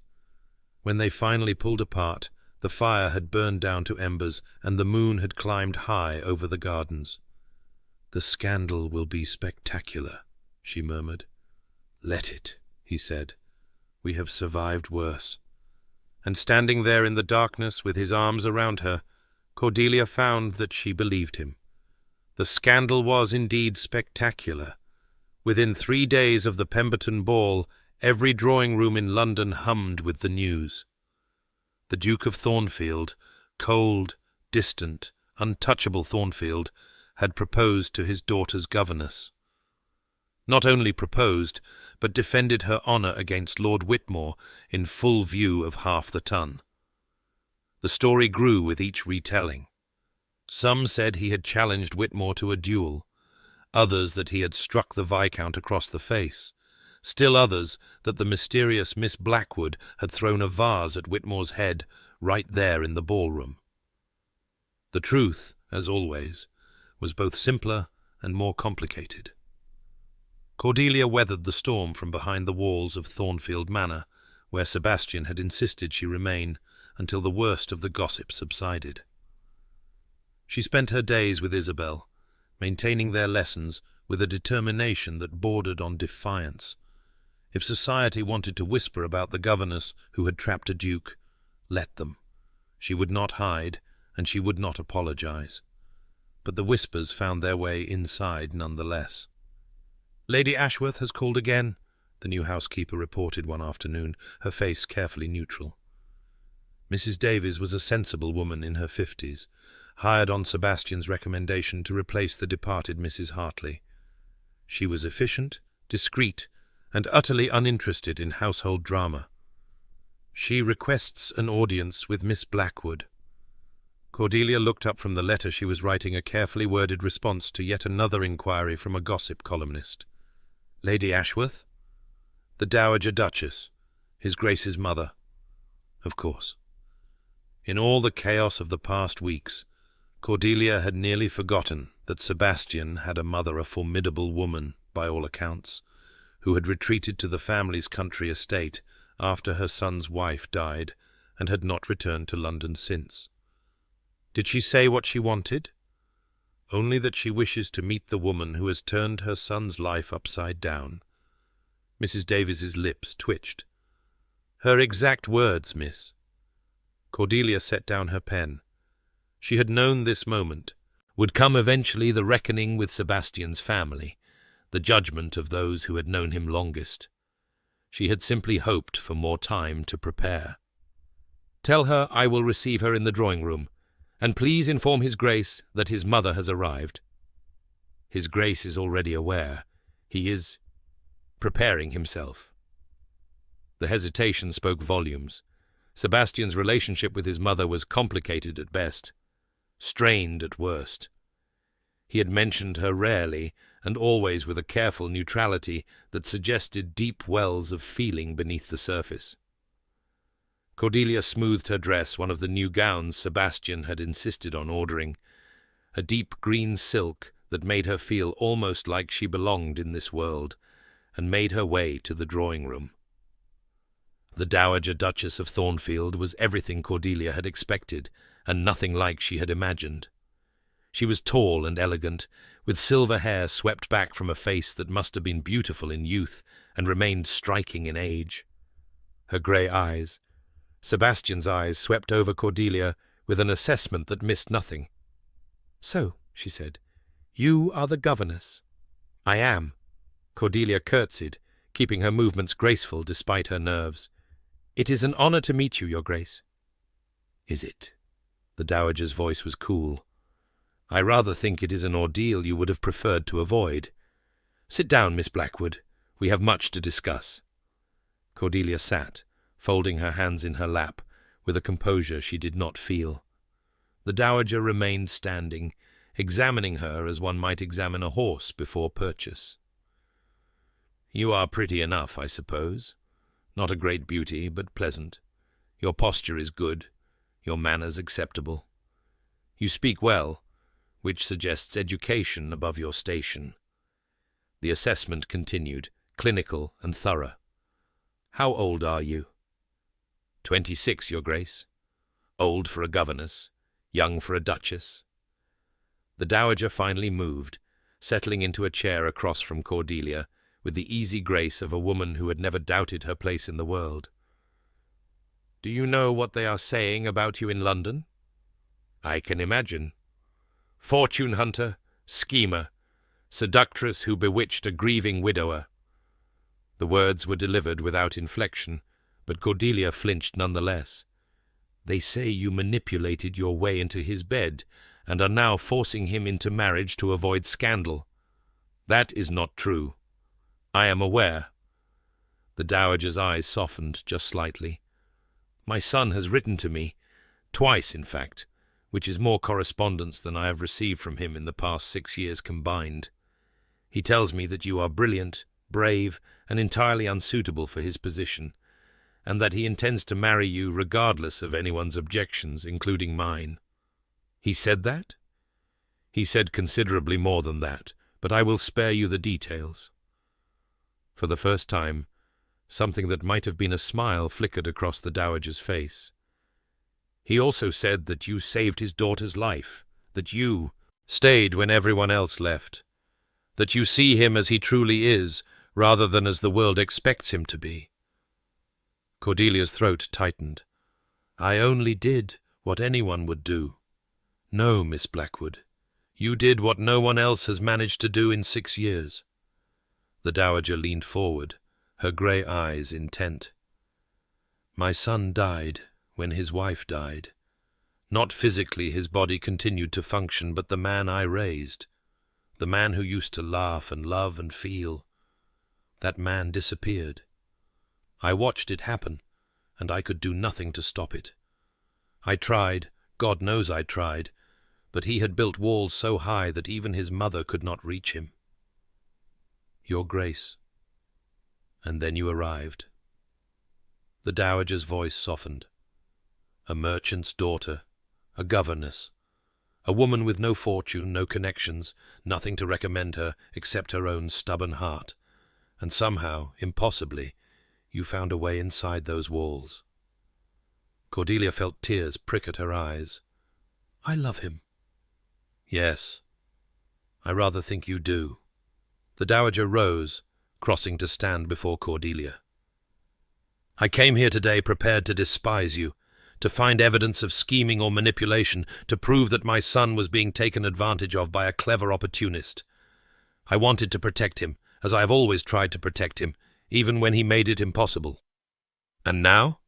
Now I find that my son does not need protection from you. He needs protection by you." The Dowager extended her hand, and after a moment's hesitation Cordelia took it. "Welcome to the family, Miss Blackwood. God knows we need someone with your spine." The drawing-room door opened and Sebastian appeared. His face was guarded, braced for conflict, but his expression shifted when he saw his mother holding Cordelia's hand. "Mother!" "Sebastian." The Dowager released Cordelia and turned to her son. "You look terrible. Have you been sleeping?" "I have been managing a scandal." "Yes, I noticed. The vase-throwing was a nice touch, very dramatic. She moved toward him, her tall frame suddenly seeming smaller, more vulnerable. "I came to meet your intended. I find her adequate." Sebastian's lips twitched. "High praise."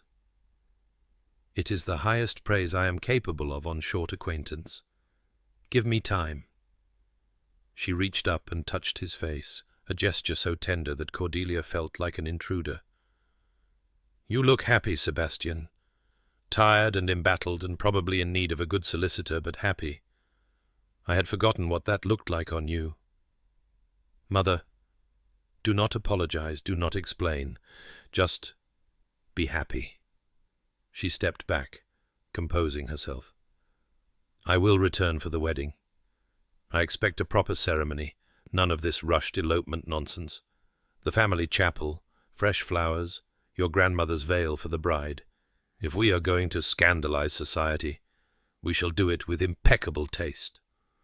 She swept out of the room before either of them could respond, leaving silence in her wake. Sebastian turned to Cordelia, his expression somewhere between stunned and amused. "That went better than expected," he said. "Your mother called me adequate. From her, that is practically a declaration of love." He crossed to her, taking her hands in his. "Are you all right?" "I think so." She looked up at him, marveling at how much had changed in so short a time. "She said you wrote to her. Twice. I may have been effusive." "You? Effusive?" "It has been known to happen. On rare occasions. Under extreme provocation." He pulled her into his arms, his chin resting on the top of her head. "My mother is a formidable woman. I was not certain she would accept you."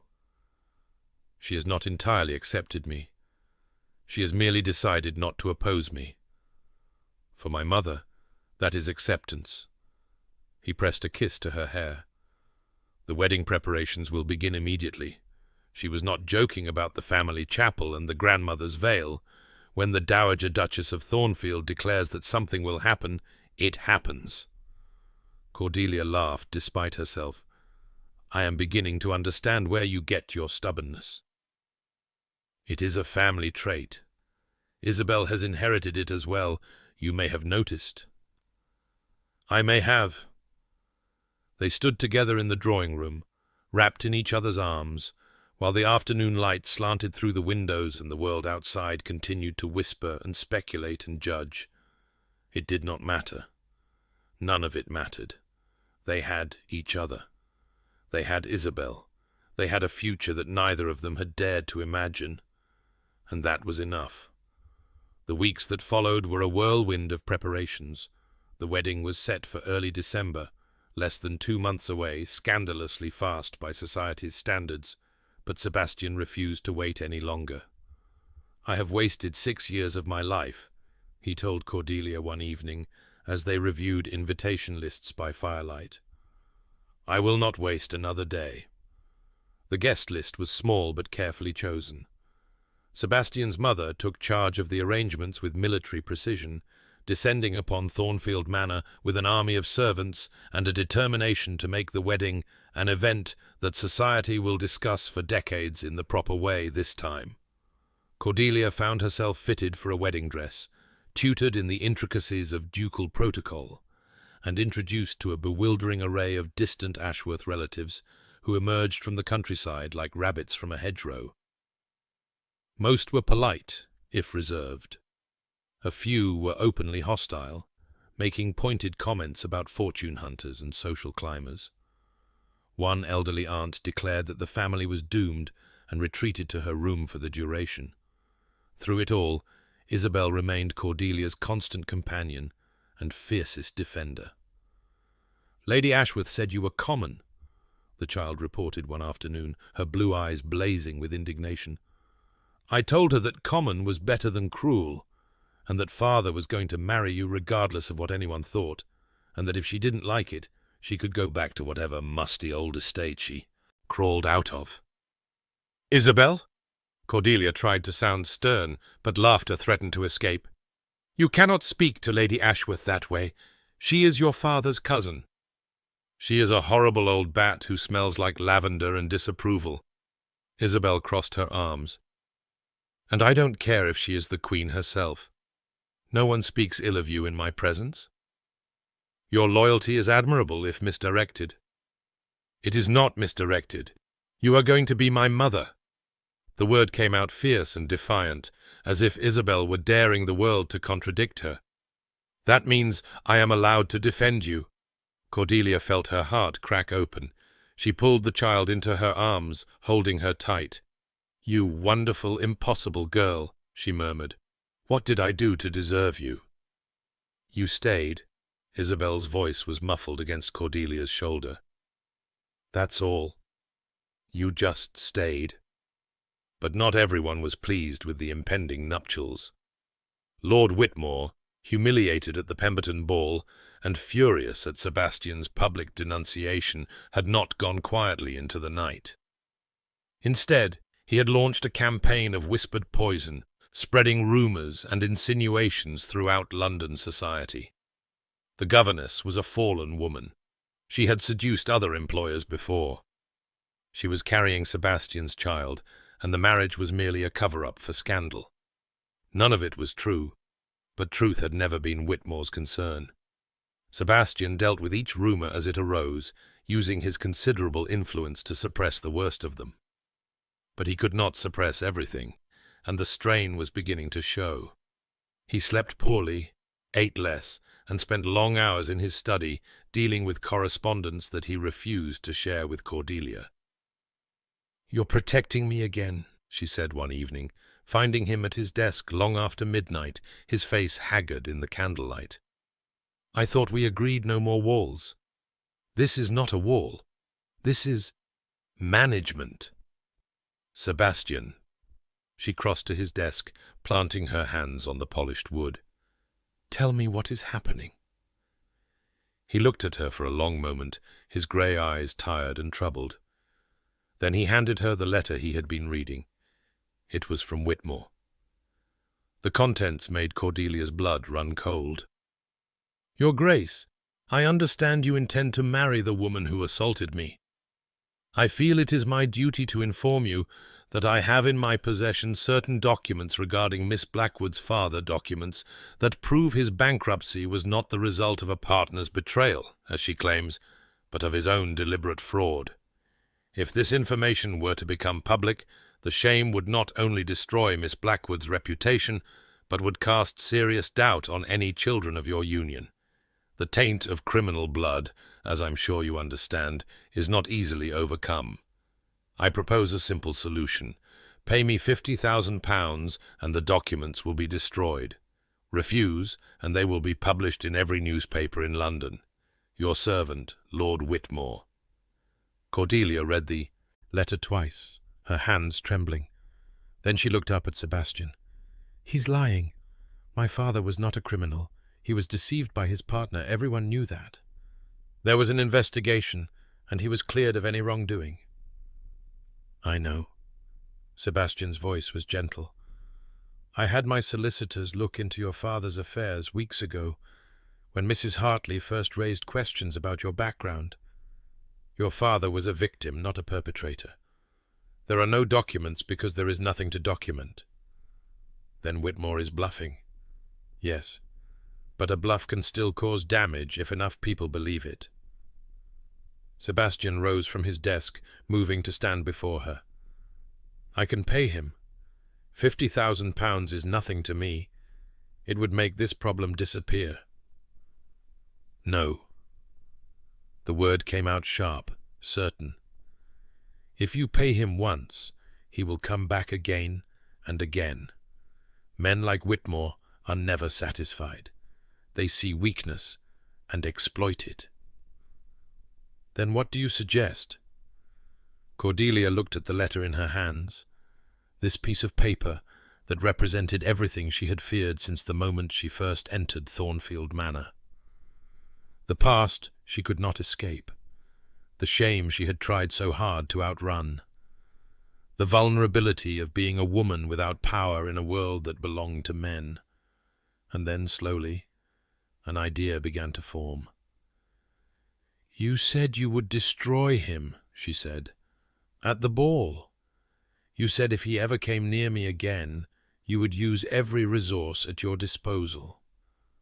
"I meant it." "Then let's do it properly." She set the letter down on his desk, her jaw set with determination. "Whitmore has made himself vulnerable by putting his threat in writing. That letter is evidence of extortion, a criminal offense. If we take it to the right people, if we make it public in the right way, he will be the one facing ruin, not us." Sebastian studied her for a long moment. Then slowly he smiled. "You are terrifying," he said.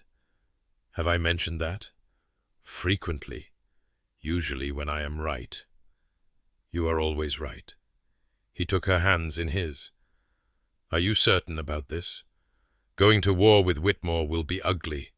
He has powerful friends, and he will not hesitate to use every weapon at his disposal." "He has already used every weapon at his disposal. He has called me a fortune hunter, a seductress, and now a criminal's daughter. What more can he do?" Cordelia lifted her chin. "I am done being afraid of men like him. I am done letting them dictate the terms of my life. If he wants a war, I will give him one." Sebastian's smile widened, and something fierce and proud blazed in his grey eyes. "Then war it is," he said. "Together."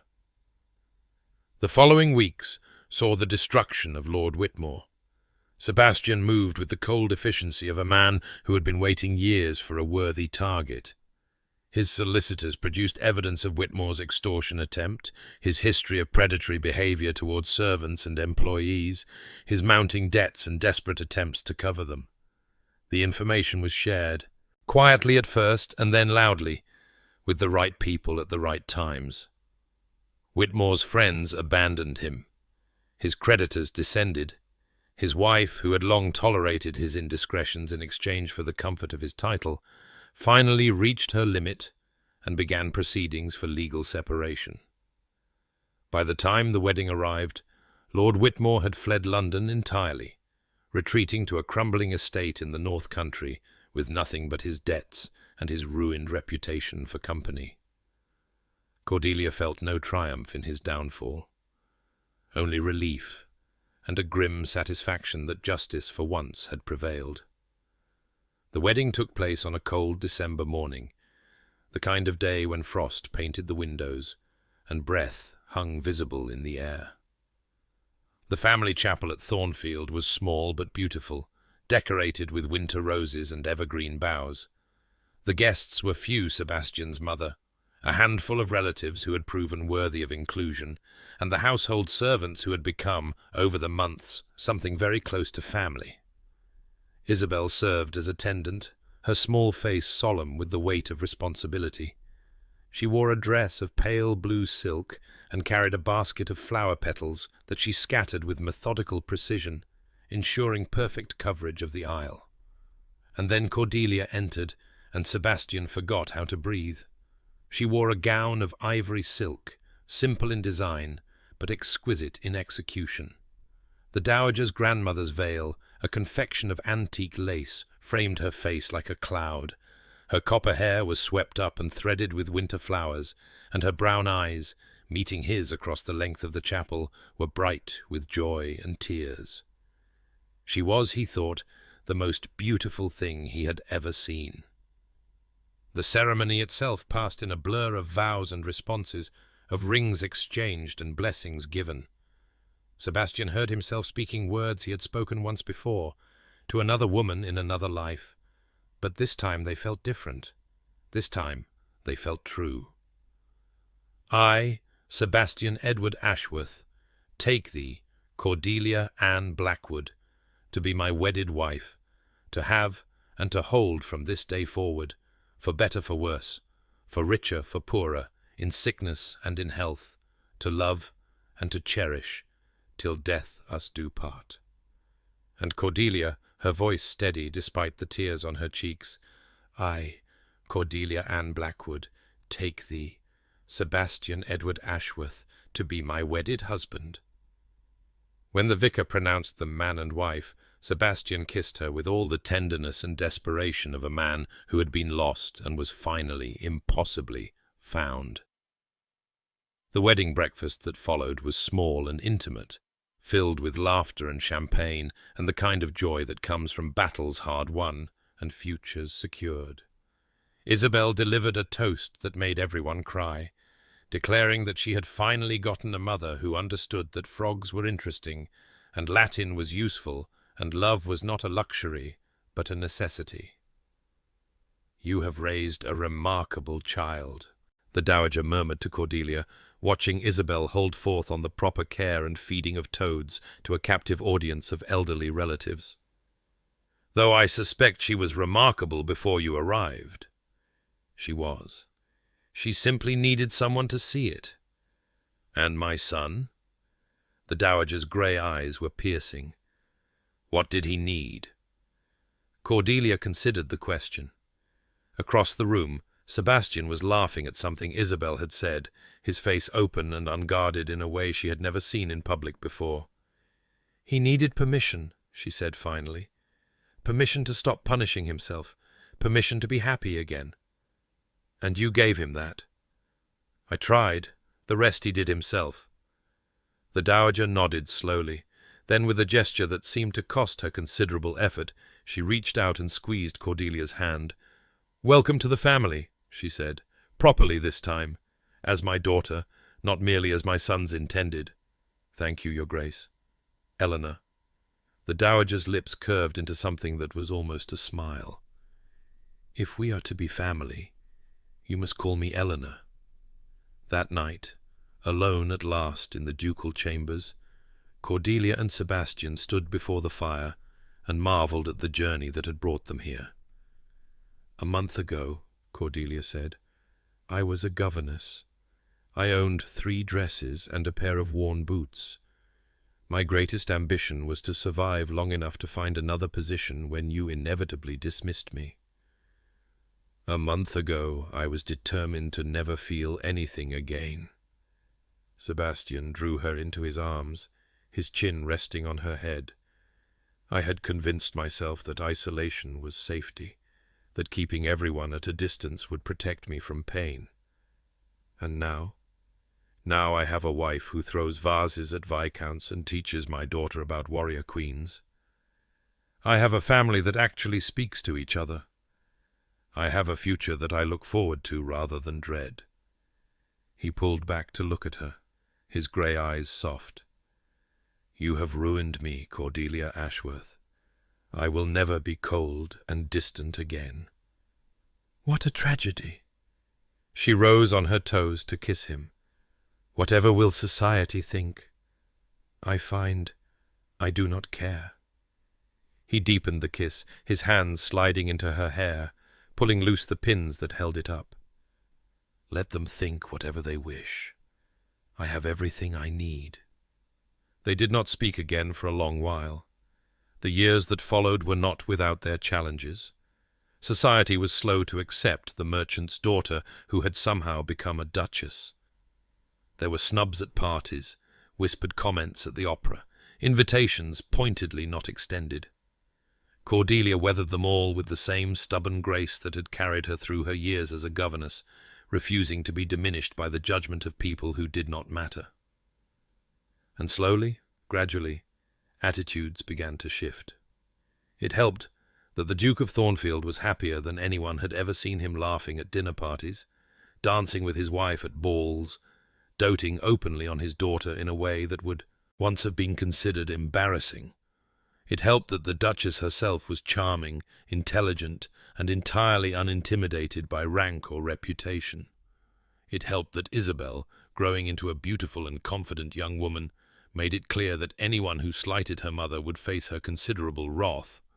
But mostly, it helped that time passed, and memories faded, and scandals gave way to newer, more interesting scandals.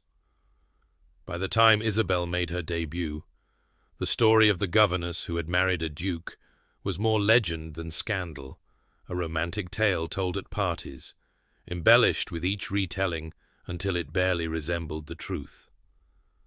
"They say father fought a duel for you," Isabel reported one evening, adjusting her gloves before her first ball. "3 duels, actually, and that you tamed him from a wild beast with nothing but your courage and your beauty."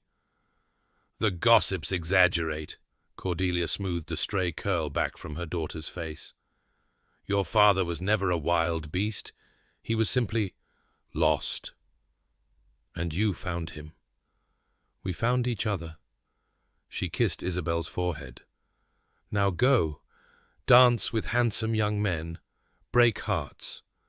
Do not accept any proposals until you have known the gentleman for at least a month, and do not let anyone make you feel less than you are." "Yes, mother." Isabel grinned, the mischievous light in her blue eyes unchanged from the difficult child who had tried to set her governess's hair on fire. "I love you." "I love you too, impossible girl. Now go be magnificent." 10 years after the wedding, Cordelia stood on the terrace at Thornfield Manor and watched chaos unfold across the lawn. The gardens that had once been so carefully manicured were now a battleground. Edward, the eldest son at 8 years old, was leading a cavalry charge on his pony, pursued by his sister Helena, who at 6 had already developed a formidable throwing arm and was pelting him with crab-apples. Behind them, the youngest 4-year-old Thomas waddled determinedly in their wake, determined not to be left out of whatever mayhem his siblings had devised. And there, in the middle of it all, was Sebastian, older now, his black hair more silver than not, but laughing with an abandon that made him look 20 years younger. He caught Thomas just as the boy was about to tumble into the ornamental pond, swinging him high into the air while the child shrieked with delight. "Your husband is going to throw his back out," observed Eleanor, the Dowager Duchess, from her chair beside Cordelia. She had moved to Thornfield permanently 3 years ago, declaring that her grandchildren needed proper supervision and that Sebastian was clearly incapable of providing it. "He throws his back out at least once a month. It has never stopped him yet. Ashworth's stubbornness. It runs in the family." "So I have noticed." They watched in companionable silence as Sebastian deposited Thomas safely on the grass and then allowed himself to be tackled by all 3 children at once. The resulting pile of flailing limbs and joyful screaming would have been undignified for any duke, let alone one of Sebastian's rank and reputation. He didn't seem to care. "I never thought I would see him like this," Eleanor said quietly. "After Catherine died, I thought I had lost my son forever. Not to death, but to something almost worse. Living death. A heart that beat without feeling. He was wounded. Wounded people need time to heal. He needed more than time. He needed you." Eleanor's hand found Cordelia's and squeezed. "Thank you, daughter, for giving me back my son, for giving these children their father, for all of it." Cordelia's throat tightened. Even after all these years, the Dowager's approval could still move her to tears. "I only loved him," she said. "The rest he did himself. You underestimate your contribution. You always have." Eleanor rose, brushing down her skirts. "I am going to rescue Thomas before his siblings smother him. Try not to let the house burn down while I'm gone." She descended the terrace steps with the regal grace that a decade of grandchildren had done nothing to diminish, and within moments she was in the thick of the chaos, her imperious voice cutting through the shrieks and laughter. Sebastian extracted himself from the pile of children and made his way up to the terrace, grass stains on his knees, his cravat hopelessly askew, a grin on his face that made him look like the boy he must have been, long before grief and guilt had hardened him. "You're staring," he said, settling into the chair beside her. "I am admiring my husband. There is a difference. A semantic one. Perhaps." She reached over and straightened his cravat. though they both knew it was a lost cause. "You're happy." Deliriously, absurdly, embarrassingly. He caught her hand and pressed a kiss to her palm. "It's your fault, you know. You ruined me for cold misery forever." "A tragic loss, I'm sure." "Devastating." He tugged her out of her chair and into his lap, ignoring her protests about dignity and the servants. "Do you remember what you said to me, that first morning after Isabel's fever broke?" "I said many things. You'll have to be more specific." "I asked you to name your price to leave, and you said, 'Your title will do nicely.'" Cordelia smiled at the memory. "You looked so shocked. I thought you might actually faint. I thought you had lost your mind.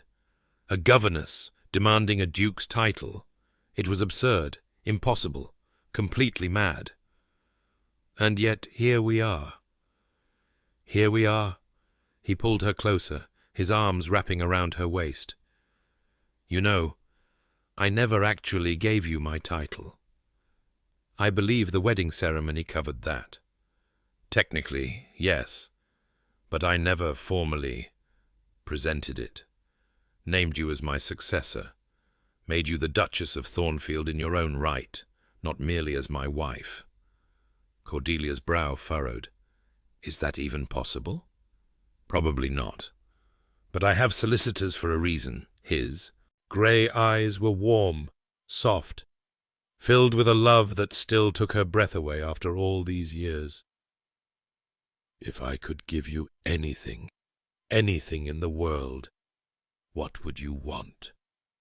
She looked at him, this complicated, beloved man who had started as her employer and become her everything.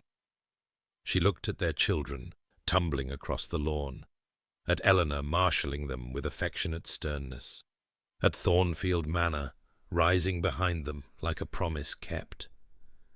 She thought of the journey that had brought her here, the desperation, the fear, the moment when she had decided to stay, even when leaving would have been so much easier.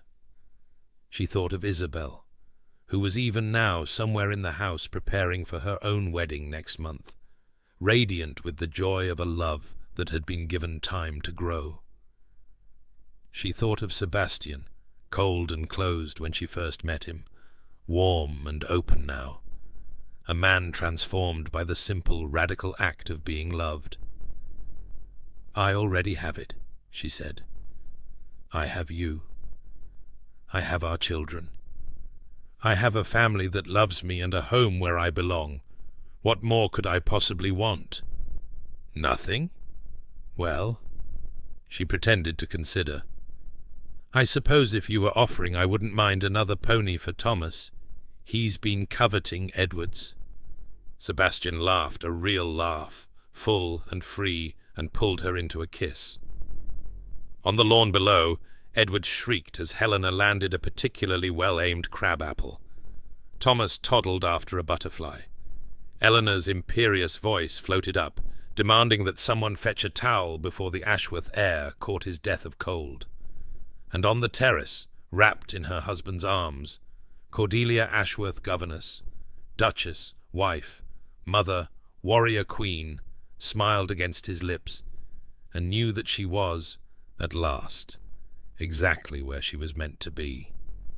The scandal, after all, had been worth every whisper.